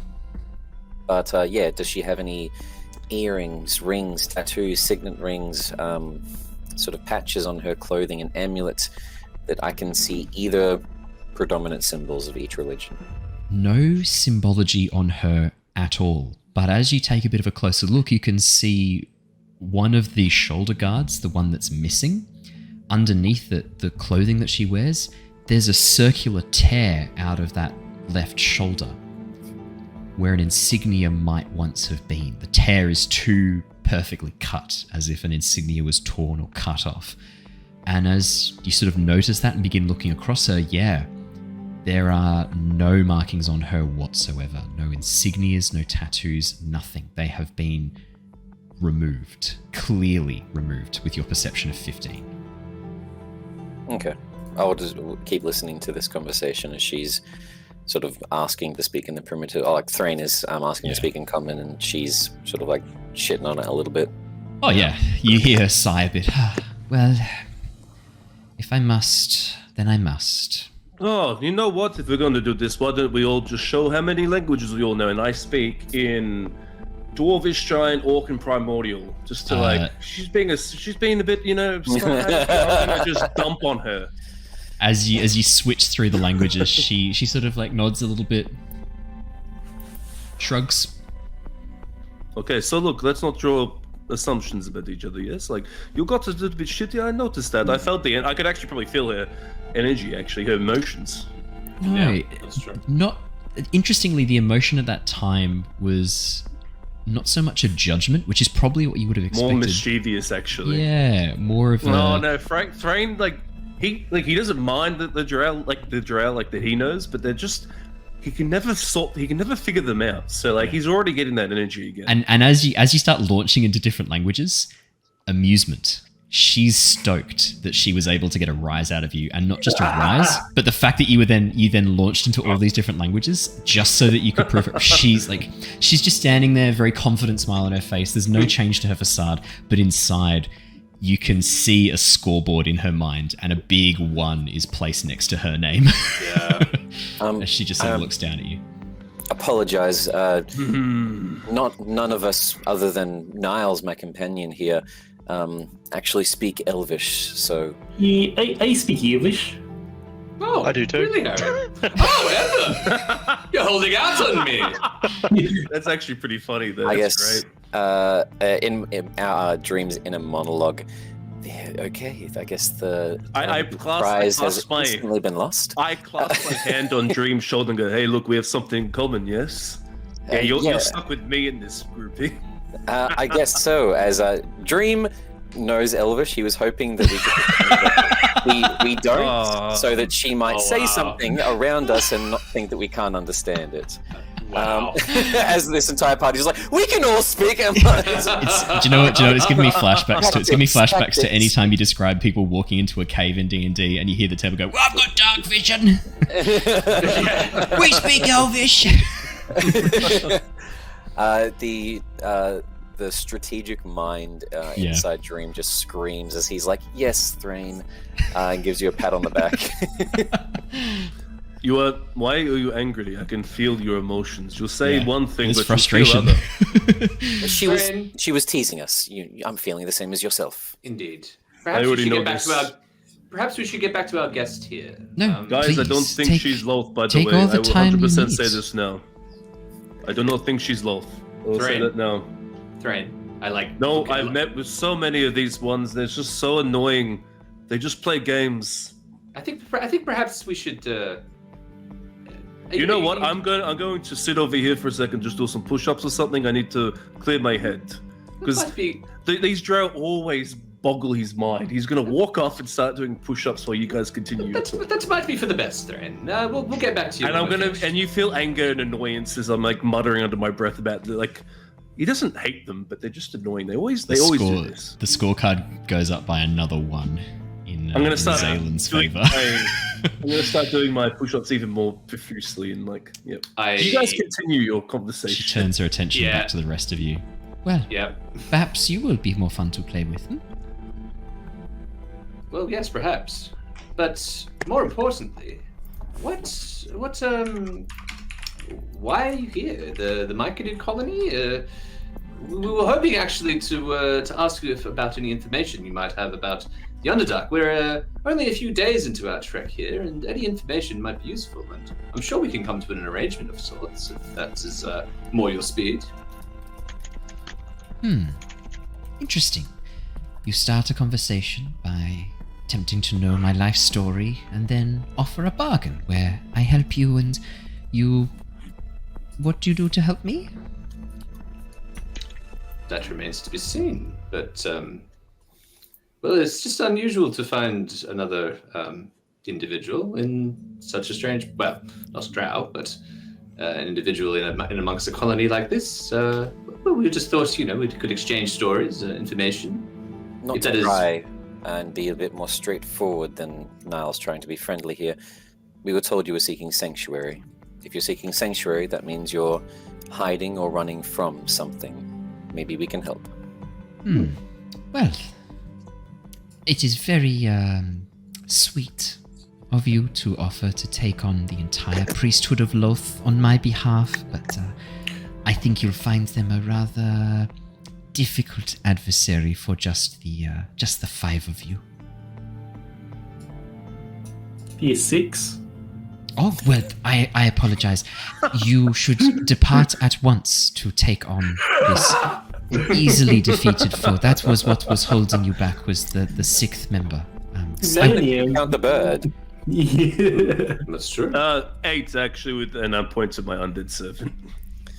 Why are you waiting around? You could go and clear the world of their filth once and for all right now. You Why have is the everything church you after need. you? Again, very personal questions. How do I know I can trust any of you with anything? Just because the mushrooms let you in doesn't mean that I can trust you. Who are you? Well, we'll help. What are you doing here? My name is Dream. I'm helping these people find their way, so that I can myself get back to the surface. I'll look over to Ember, I guess, to introduce himself next. Yeah, I'm here as part of the Tempest Guild. We're adventuring and checking out the Underdark. Going to try and find a big tree, maybe. Sorry, you said Tempest Guild? Yeah, the Tempest Guild. Have you heard of us?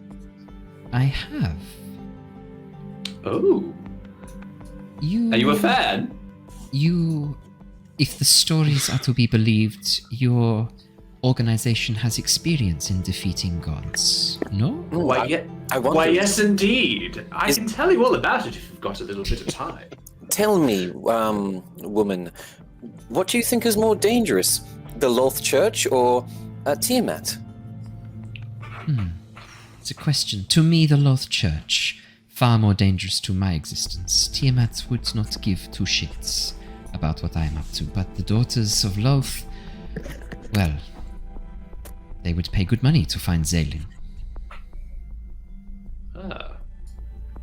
Is it your name? Zaelin?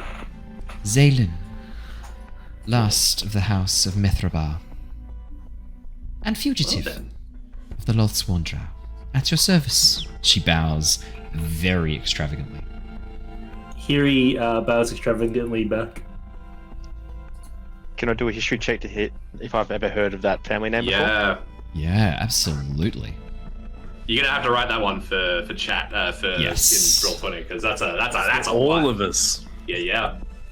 Magroban. There you go. Ooh. Magroban, and Zaelin is her name. Xalyin. Zaelin. Could Niles also roll a history Sorry, check? having- Xaylin. Zaelin. Sorry, I typed it wrong the first time. Yeah, Cool. absolutely. Yeah. 9 for your history check, Ember. Nah, man. Sounds like elf stuff. Not concerned. Yeah, it's some form of elvish Hiri history. also- You don't know it. Um, Yeah, what would you like to roll? History check as for well. history as well. Oh, yep, it's a 3. That's a Sorry, Harry. like me. No, I no, don't it's know. Harry, It's a two. you've heard of this before. Oh, no. The Magroban are a well-known sweet makers house in the city of Palin. You think it's the same spelling? Yeah, definitely. 11 Does a for the history. 13 give 13, anything? yeah, I'll do 11 and 13 together, and then Niles will give you a little bit more. So, Dream and Niles. That name, Magroban, that is an interesting name. You have heard that name before somewhere in the history books. Something to do with the ruin and with the splitting of the Drow. Niles, this is the little bit extra you know. They were, you're pretty sure, the original feuding house that kind of was the beginning of the split of the Drow into those who followed Lolth. In fact, the first followers of Lolth, you think might have even come from that house, from the Magroban house. Wow. Yeah. At this realization, Niles' eyes sort of widened slightly. That's a house. That's a name I haven't heard for a long time. Normally, such a pronouncement is met with daggers, threats, frontal assaults, but while I'm in the protection of the sanctuary, of the circle, I know that I can share this information without fear of retribution. Indeed. And by not attacking you, we've already shown one of our many kindnesses as a group. Or your sense of survival. You would not last long attempting to go against the sovereigns. While the mushrooms seem like they'd be a pushover, there's a reason I've been safe here for the last 50 years. 50 years? Yes. That's a long time. Yes. How long will it- the safety last, though, without our assistance? I don't know if you've noticed the same thing we've noticed being here mere hours, but their numbers are dwindling, not increasing. This used to be a circle of 200 members. Now it is a circle of 20. I am well aware of the failures of this circle, and my time here is growing to a close. However, there are shadow stalkers, only a few meters outside the grove, who keep watch if I am ever to emerge. I have not many options of escape. Well, you do have us now, So perhaps that could be something that comes into play for you. And the Shadow Stalkers may just take you out as well for simply Am I being in the the same only one groove. interested in what the fuck a Shadow Stalker is, in case any of us know? No, Because yeah. it's dangerous. And she's saying it like they're like 50 feet that way. Yeah, they're just outside the yeah. circle. Yeah. I mean, to be fair, Niles is probably doing his best to seem really cool and confident, but in the back of his mind, he's like, "Fuck." I'm gonna say anyone who wants Harry's to roll. imagining. No, you go, Harry. You go. Harry's imagining they're like giant eagles. They come down, pick up prey animals, and fly off. That to Harry, the that would be a shadow. Shadow Stalker. You We may. already I'm have gonna. a Shadow Stalker. It's Harry. Exactly. Harry, I'm gonna give you two options. If you want to roll an insight to kind of read her body language, her responses, kind of gain some information from that, you can. If you'd prefer to do a history check, I'd also allow that to sort of see if you remember anything about the Shadow Stalkers. Be it history or insight, your choice. Definitely an inside check.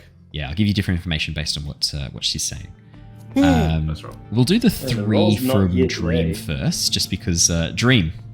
Shadow Stalkers. Sounds like some sort of dangerous fungi. Why she's so afraid of them, why she's referring to knives. Maybe they've got spines? Niles, 10 on the insight. There's a sense that she's exaggerating, but you don't know how slight it is. Very slight, you think.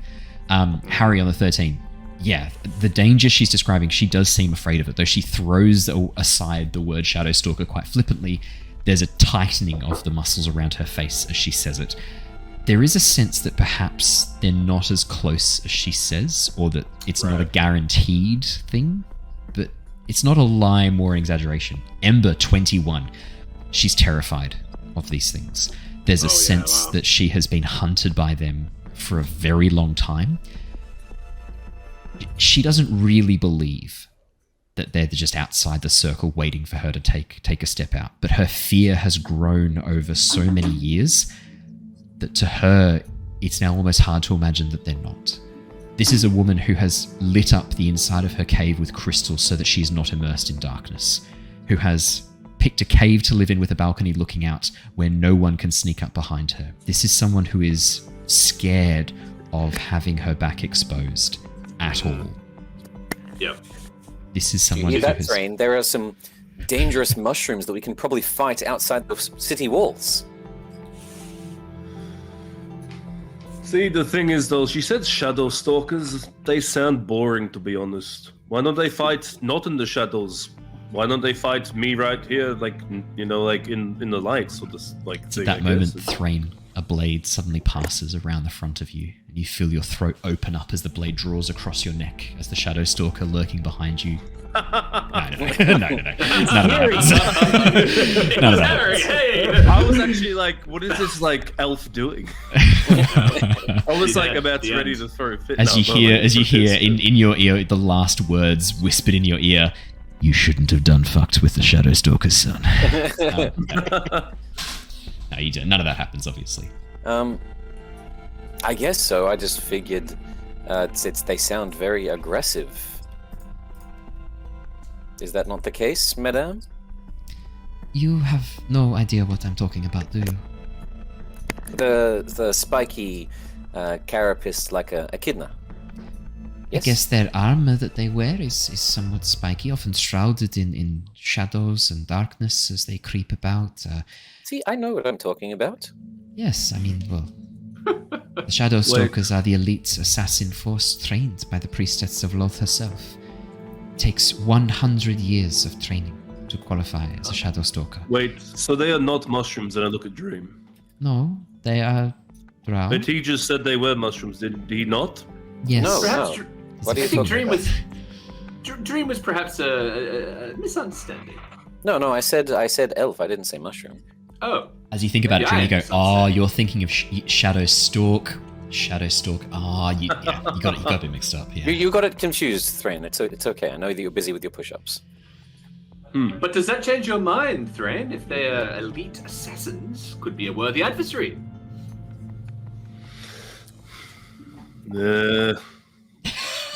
Assassins are not my pace. They Hard hide. to And, please unless this I can lady. grab them and throw them around, I don't know. They hide and they just- parry and they run away from me and they shoot. I just shake my head. Ah, Threign. Threign. In any case, it seems like you're in a bit of a pickle then. Pickle? What is pickle? Pickle. I'm in a pickle. What is pickle? A bit of a bind. Bit of a Yes, bind. I am. Yes. I am bound to this place as surely as one is bound by ropes. Yes, chains. So, like, with more numbers, is there anything we can do to help? Such as, like, what can we do to help? Well, Harry, actually, this could be one of your expertise. You're a bit of a smuggler. You're a little bit of a mover of goods, perhaps. I am an honest merchant. Oh no, of course, yes, naturally. But perhaps we could move her out of the grove if we were to assist this fine young lady. Could be a possibility. Threign could be a mule. Aha! Now you're thinking. And What's the friendly where would I big go? pig? How could I ever know that I am ever safe again? Knowing that Because any the moments they Tempest could Guild. be. It's the Church of Loth, correct? Oh yes. The Tempest Guild is on the surface world. I don't see them ever heading into the sun. If you can put up with it. What a shame the sun is set for 9 hours every night. Are you really telling me you've never seen? Well, of course you wouldn't see. They are too good. No unexplained deaths in your city? If you think that the Lolthsworn Drow stay below ground, you are sorely mistaken. I know of 9 assassinations carried out across the surface world in 1 year alone when I was... well... Anyway. It seems as though that nowhere is safe for you then, and any help would be, I would assume, and I would suspect, to be of use, surface or not. If the grove here is to be depleted and its members to come to an end, then I don't see much other options for you at this point in time.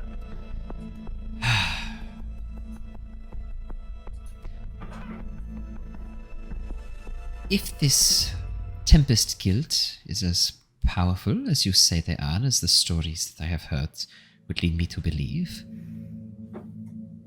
perhaps I could seek sanctuary with them. The Tempest Guild were responsible for the defeat of Tiamat.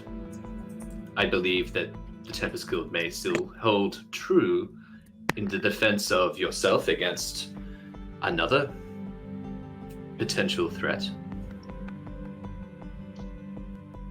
I have decided. I think we can help one another. Perhaps. Well, my lovely little peons, what is it you wish to know from me? How can Zaelin help you? It is a good question. Well, one of the reasons we're actually here in the first place is to investigate the Stone Giants and to find out why their activity has increased of late. You haven't heard any whispers or anything from your search? Whispers only, unfortunately. The return of the Naturally. giants to their ancestral halls was somewhat of a surprise to most of those denizens of the deep, some who had no idea of what was even happening on the surface world. It seems the stone giants quickly reclaimed territory. Very quickly. From what I hear, they have been buying slaves off the Durgar. Raids carried out not just of the dark, but of the above world as well. Taking prisoners from all over, all shapes and sizes, as she looks over each and every one of you, appraising you, weighing you up in her mind. All My can be eyes- useful to the effort. Niles' eyes squint a little bit. The Stone Giants. He kind of cocks his head a little bit and goes, "You say you've been here 50 years. Yes. Were you familiar with the Stone Giants before the ruin? No. Perhaps. No, I am not that old, thank you. Oh. There My are apologies. very few elves, in fact none that I know of, who are still alive. Those who were alive during the time of the giants. That was generations ago.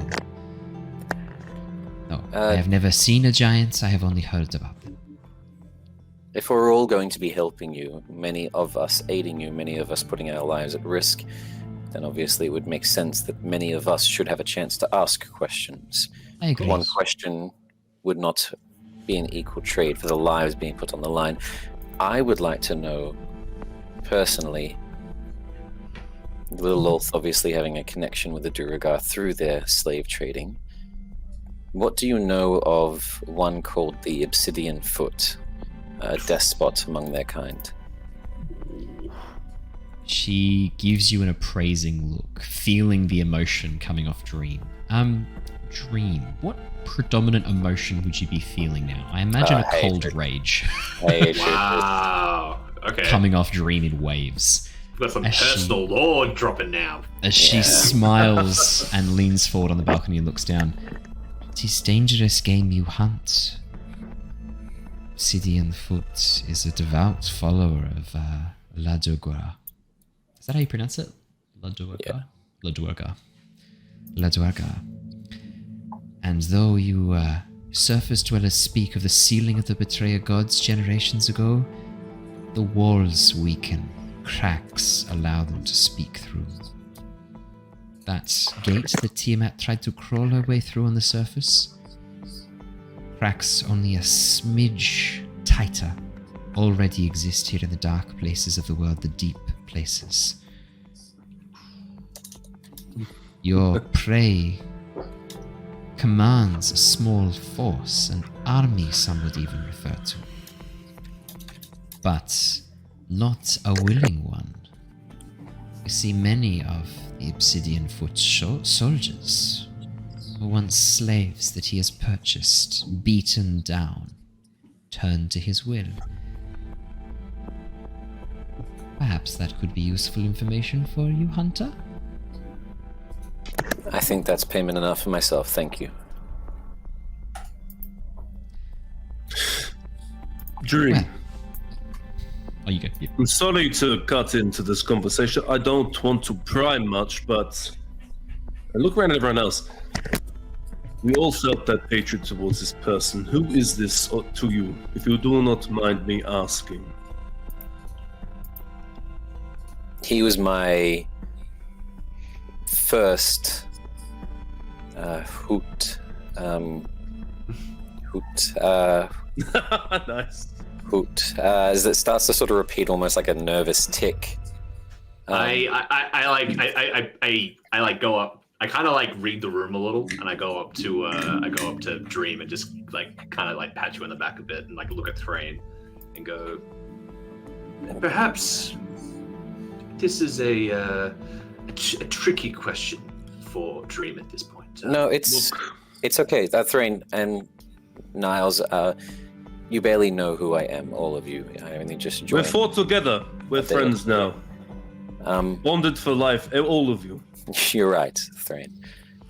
The Obsidian Foot was my first owner. He is the one who misfigured my body and took away my freedom. For podcast listeners, you watch as Dream reaches back, gently runs a hand across the stumps where his once proud wings used to sit. Because that was such good physical acting, Christian. I want to make sure the podcast listeners get it too. Yeah. Nice. That's good. This is a grave. This is one of the worst things you can do to an Owlin, Threign. So simple, really. I look you dead in the eyes as we just kill him, yes? Yes. But it's slow. Slow. I don't care as long as I get to fight him. But we will do this. I can feel the hatred. Like this is like probably stronger than anyone else's emotions have been thus far. So yeah, that's true. Hatred, also grief as well as Dream begins to yeah, focus we'll on be the feeling wings. all that now that he's talking about it and stuff. Yeah. Well, A smile will cross my face then and be like, I would be lying if I said the world would be not a better place without that one in it. He is a vicious brute. And I would care not if you were to remove his head from his slimy, coal-ridden, blood-stained shoulders. In fact, I would be the first to stand in line and pat you on the back and say, a job well done. Yet another thing we have in common.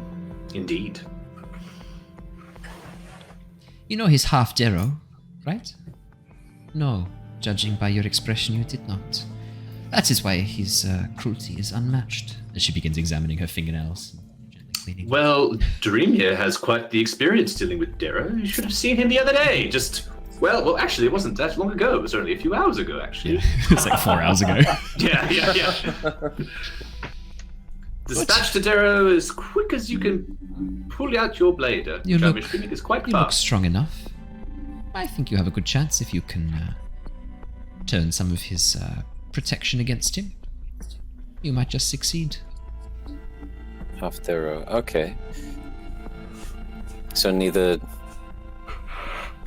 an army of slaves, neither Darrow nor Duragar would be predominantly loyal to him. If the Duergar were to find out that one of their prized leaders had Darrow blood, can you imagine They the do not shame? know. Oh no. How would... He certainly would not share it with them. It is a shameful thing, an impure bloodline. Such a thing would not be allowed within the Drow Alliance. But still, nobody knows. But now me and you. Well, and the spies I used to command. You do too, Neil. Not a question. Just something that we found. I should calm down. Center my thoughts. Do you know about where this may possibly come from? You do not have to answer it. This is not part of the bargain. Just curiosity. I'm going to lift up the breastplate. It looks kind of elvish. Oh, yeah. Ah. She leans in and has a bit of a closer look. Well. Where did you find this? If I might ask a question before I answer one. I bought it from a shop not long ago. Definitely a deception check on that bad boy. You know what though? I'll even laugh. Like, that was. That's definitely a deception check on that bad It boy. was all legitimate. Yeah, Natural 20. Oh, wow. What? That's I- nuts. Everything was Okay. legitimate, and I have the receipts back at my campsite. Well, damn. You know what? That might actually have happened. I am speechless. I am amazed that such an item was taken to a surface shop and sold without any of the Drow intercepting it on the way. Fascinating. For such an item to have slipped below the radar, it must be one of the lesser breastplates. Well, there are a number of items created by a very masterful smith among the Drow. The gloom-wrought items. Swords, shields, bows, armor. That looks like his work. WROUGHT. GHT. Yeah, gloom-wrought. Wow. Okay. Okay. fucking dope. That sounds fucking awesome. I guess I was just lucky in the heiress theocracy one day. No, thank you. Whatever you paid for that breastplate, you got it cheaply.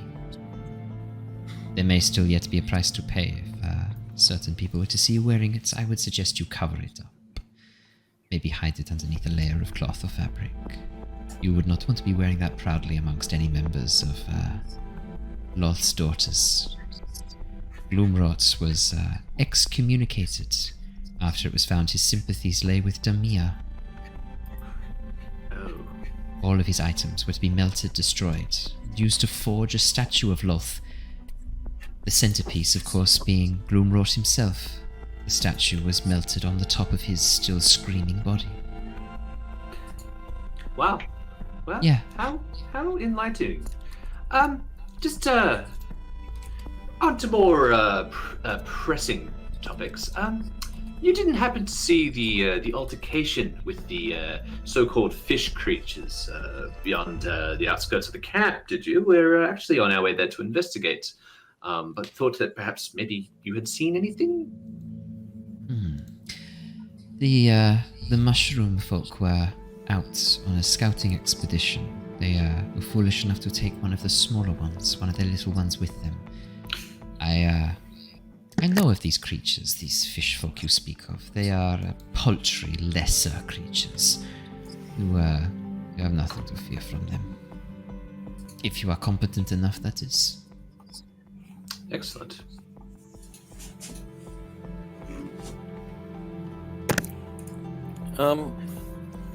Just out of curiosity, Yeah. can I look towards her garments,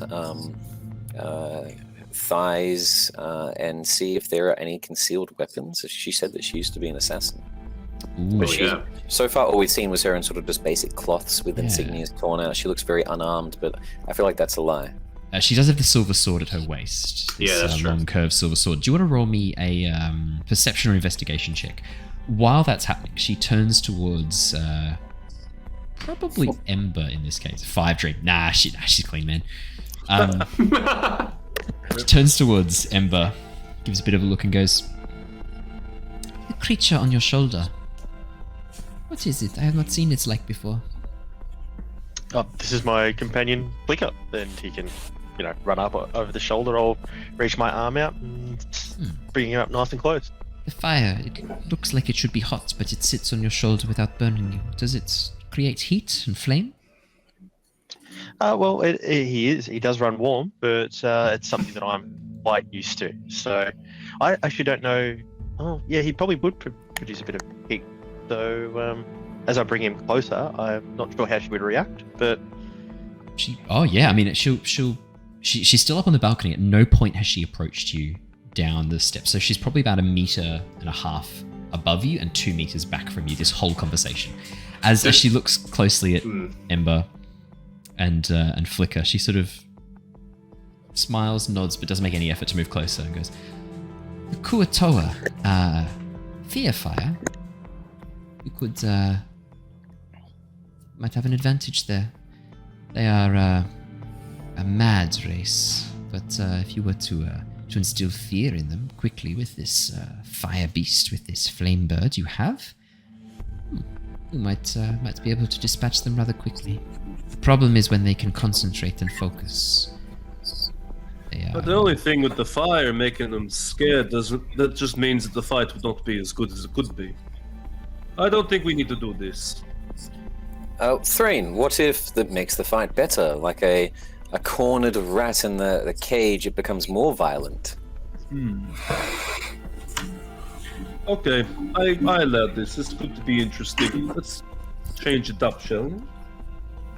Indeed. Ember, sounds like you might have the advantage here in the next fight. Very good. I think I might. Well, Fire and light, two things they do not like. Oh, well, you have that in spades, Ember. That's what I'm known for. So, would you like to join us facing these creatures? Obviously, the people here have been protecting you. Would you like to return the favor? Come with us. No, she can't leave. I do have a lot of pent-up rage I have not been able to take out on anything for a long time. But I will give this one a miss. But when you make your way back, if you were to be heading to the surface, I would accompany you. Is that your plan next? Are you heading back to your surface world? Well, not quite. We deal with these creatures first, return to the grove, and then, well... Stone giants. We need to deal with them. Yes, that is correct. We need to make contact with the stone giants, see what their business is all about, and then once we have satisfied that, we shall return to the surface world. Well, if you survive, make your way past the grove, and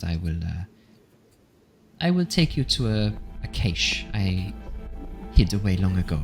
There are some items there that I will keep, but some that you may have, and that will be the promise. If you can get me to the surface halfway there, I will take you to this cache. That sounds good. I think that is fair. Indeed. Well, good luck on your fish hunt. Just remember the Kuatoa. When they believe things, they come true. Fish people can believe a lot of fucked up things. She gives a bit of a half smile as she says that. Well, we better give them something to not believe in, and my friend Ember here will help with that. They shall believe in the heat of the flame and the light in their eyes. Oh, I have stories to tell them. They'll be quite intrigued. Look, I'm just going to kill them. You guys do whatever you want. A shrug. And then the 8 of you can go take on the entire Loth Enclave. Good luck. And she gives you a smile and a bit of a chuckle. Okay, we can do that, I think. No problem. Yeah, we'll see you on the way back. Oh, okay. Good luck. Well, maybe not the 8 of us, but the Tempest Guild, perhaps. The Tempest Guild's allies. And perhaps some of our other friends that we've made along the way. Give her a bit of a smile. She gives you a look back, Niles. What was that, Harry? That's you.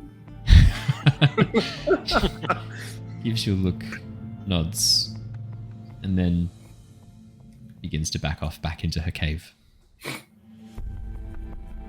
Alrighty. Awesome. Brilliant. I will say, Dream, if you wanted to adjust your breastplate and add it on to your person, or if you guys wanted to use this opportunity to take a rest of some sorts or anything like that, now would be probably a good time to do that. Or if you wanted to wait until after you go hunt down the Kuatoa, let me know. What would you guys like to do next? I'm ready to go to hunt the Kuatoa, personally. Yeah. Here is a mix. Cool. I could do with a long rest, actually. I got no stones of Jerusalem left. Lyra does have proficiency in leatherworker's tools. She might be able to help you out with your breastplate, Dream. Let me have a quick peek at her. I think she does have proficiency in leatherworker's tools. She does. Yeah, she does. You said it before, yeah. Yeah. Okay. Dream, if you are assisting her, I will give Lyra a, I'm going to say a sleight of hand check to essentially resize this breastplate and shape it to you to see if it can fit. Yeah, I will, as Ember's very confident. Sorry, taking a look around, some of us are a little bit more exhausted than others. Plus, I know that some relics work differently. She mentioned this gloom wrought is made by a master craftsman. I'd like to find Lyra first and get her to take a look at it. At the same time, I know that you're a bit magical. Maybe you could, I don't know why Harry has a wand, but maybe it could be proved useful to him. You could help him understand it.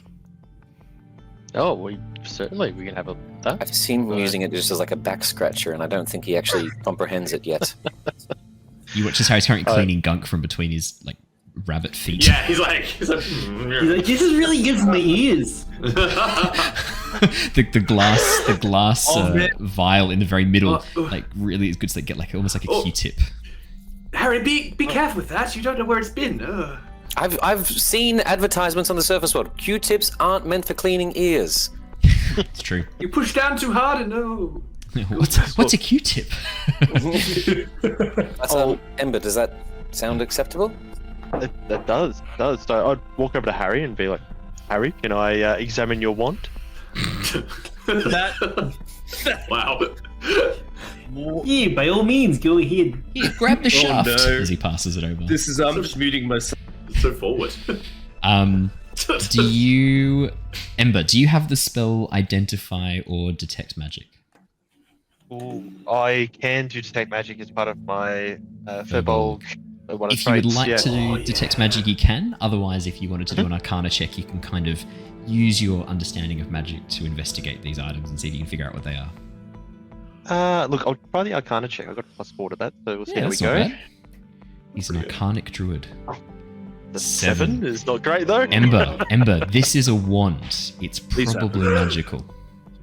Did you say that? So you said that there was a glass tip or so halfway up the wand. So it's a silvery wand about 20 centimeters long and about literally halfway up the tip, set into the twirling, swirling, coiled lengths of silver that form this wand. They open up and there's a what looks like a glass sphere encased, or maybe like a glass oval encased in the center of this silvery wand.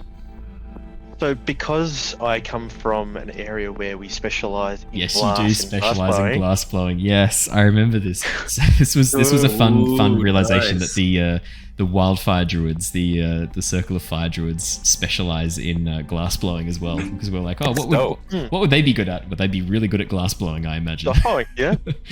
So man. would I get an advantage to do a check of what magical properties that itself might have, Oh, or mate, yeah. how that would be used? I'm going to give you Nice advantage work. on this Arcana check as a result of your That's so good. specific knowledge in Yeah, that glass was blowing. really nicely done. That's really good. well done. That is Incredible. well 8.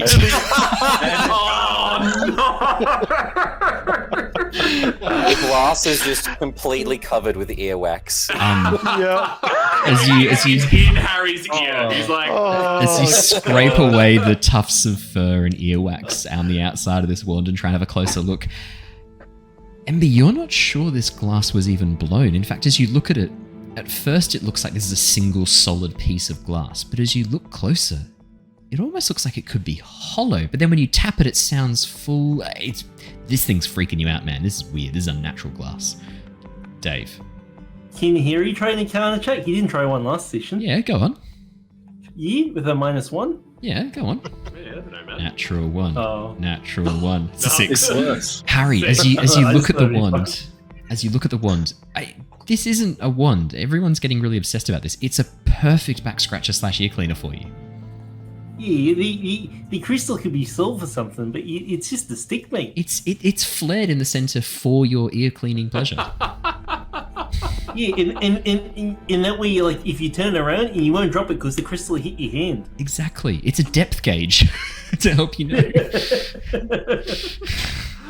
Wow. If you go past here, you're Clearly probably doing a genius Harengon inventor created this device specifically for the combined purpose of back scratching ear cleaning. Well, yeah. So I just hand it back to Harry. Harry, you've got a very nice stick with some glass in it. Wow. Did you want to have a look at Dream's chest plate, Ember? Yeah, let's go to that next. Do you want to give that an Arcana check? I'm sure this is going to be Yeah. Wow. Oh, 12. 12. Right. Oh, Very Oh, yeah. low. No? This breastplate is enchanted. As you begin examining it and begin looking over, there's no marks of, like, there's no scratches, there's no dents, there's no discolorations of the metal. You're not even really sure exactly what metal this is made from. It looks unfamiliar to most other metals you've interacted with: iron, silver, platinum, gold, copper, bronze. It looks almost like an alloy of iron, giving it a much darker, almost like a dark obsidian-like sheen to it. A very dark iron. The curves, the way they've shaped this metal is, again, no ordinary smith created this, and magic was used in its creation and still suffuses the metal to this day. As you run your hands over it and begin examining it, there's a sense of courage in this chess piece. A weird sudden moment where you feel your fears, your anxieties just fade away as you hold this and handle it. Well, I mean, I'd explain that to Dream. I've gone up. You definitely have a special piece of equipment here. I can feel courage coming out of it. It's very unique. I'd definitely be holding on to that, using that one. You mentioned the unsure of its make. Threign, from my knowledge of Goliaths, the children of giants, often not sure how. I don't mean to stereotype in this direction. Most of them I know are the stone Goliaths. Do you know much about ores and stone? I know that you said you were a storm-born Goliath. Is that correct? No, not Frost. not Frost. Frost. Not the stone giants, please. You wouldn't recognize this, would you? Or even being a battler, maybe you've seen a combatant wearing something like this before? So I'm going to pass this to Owen. I don't think I would though. I don't. That's what if you were a fire or a stone giant, you'd definitely be recognizing this without any check it required. Frost giants, metallurgy is not really your area of expertise, and the enclave that you came from, not enclave, the tribe that you came from. I mean, you worked with metal when you needed to. You had a blacksmith in your town, but really most of what you worked with was furs, horn, wood, and the snow and ice itself. Question. Stone. Yeah. As Threign is looking over it and hasn't just directly answered as I was hoping he might. Yeah. Looking inwards to my own knowledge, a bit of a sparking idea. Does this look like the fragmentations of Erithus's remnants, like a similar outer worldly type of ore? It does not resemble the golden, almost like beautiful sun-kissed brass of Arathus's staff. This looks... Yeah, do you want to make me dream? Do you want to make me a... Do you want to make me a wisdom check? Just flat wisdom. Or intelligence, your choice. Flat wisdom or intelligence. Much more clear-minded and still young at heart. Dream hasn't fully become a man his he needs to be. wisdoms. Yeah, -1 to wisdom, but a +1 to intelligence, Yeah. so Intelligence, 11.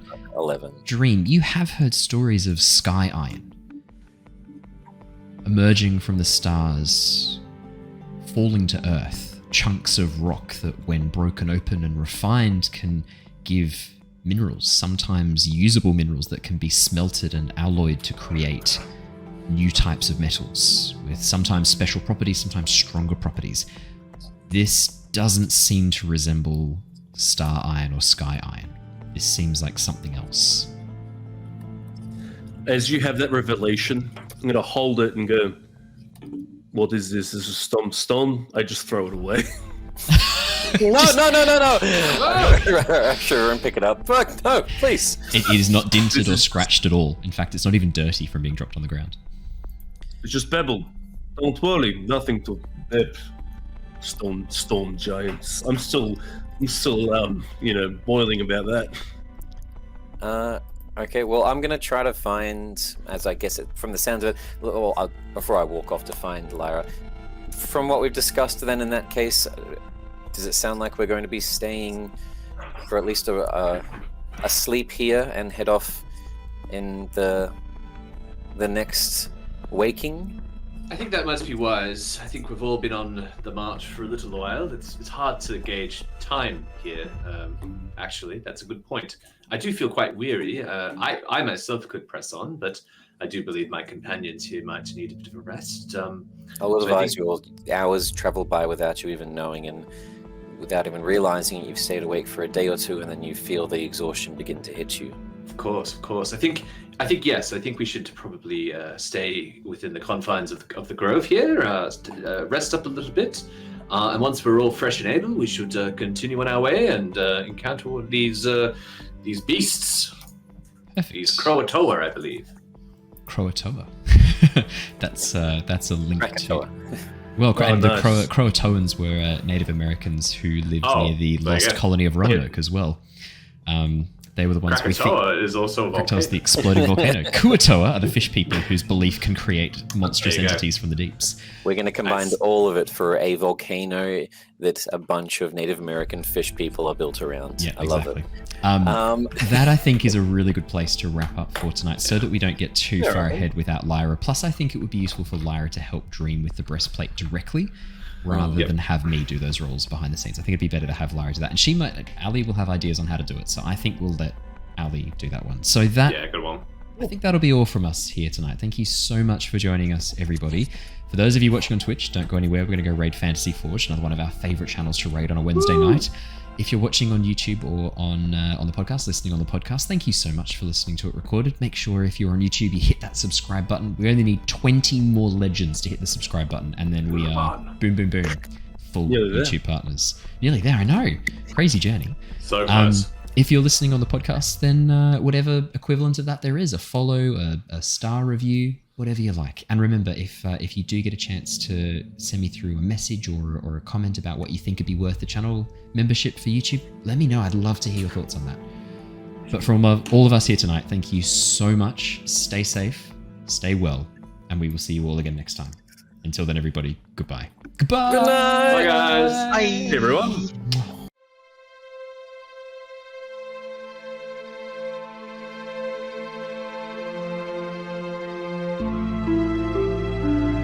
Bye.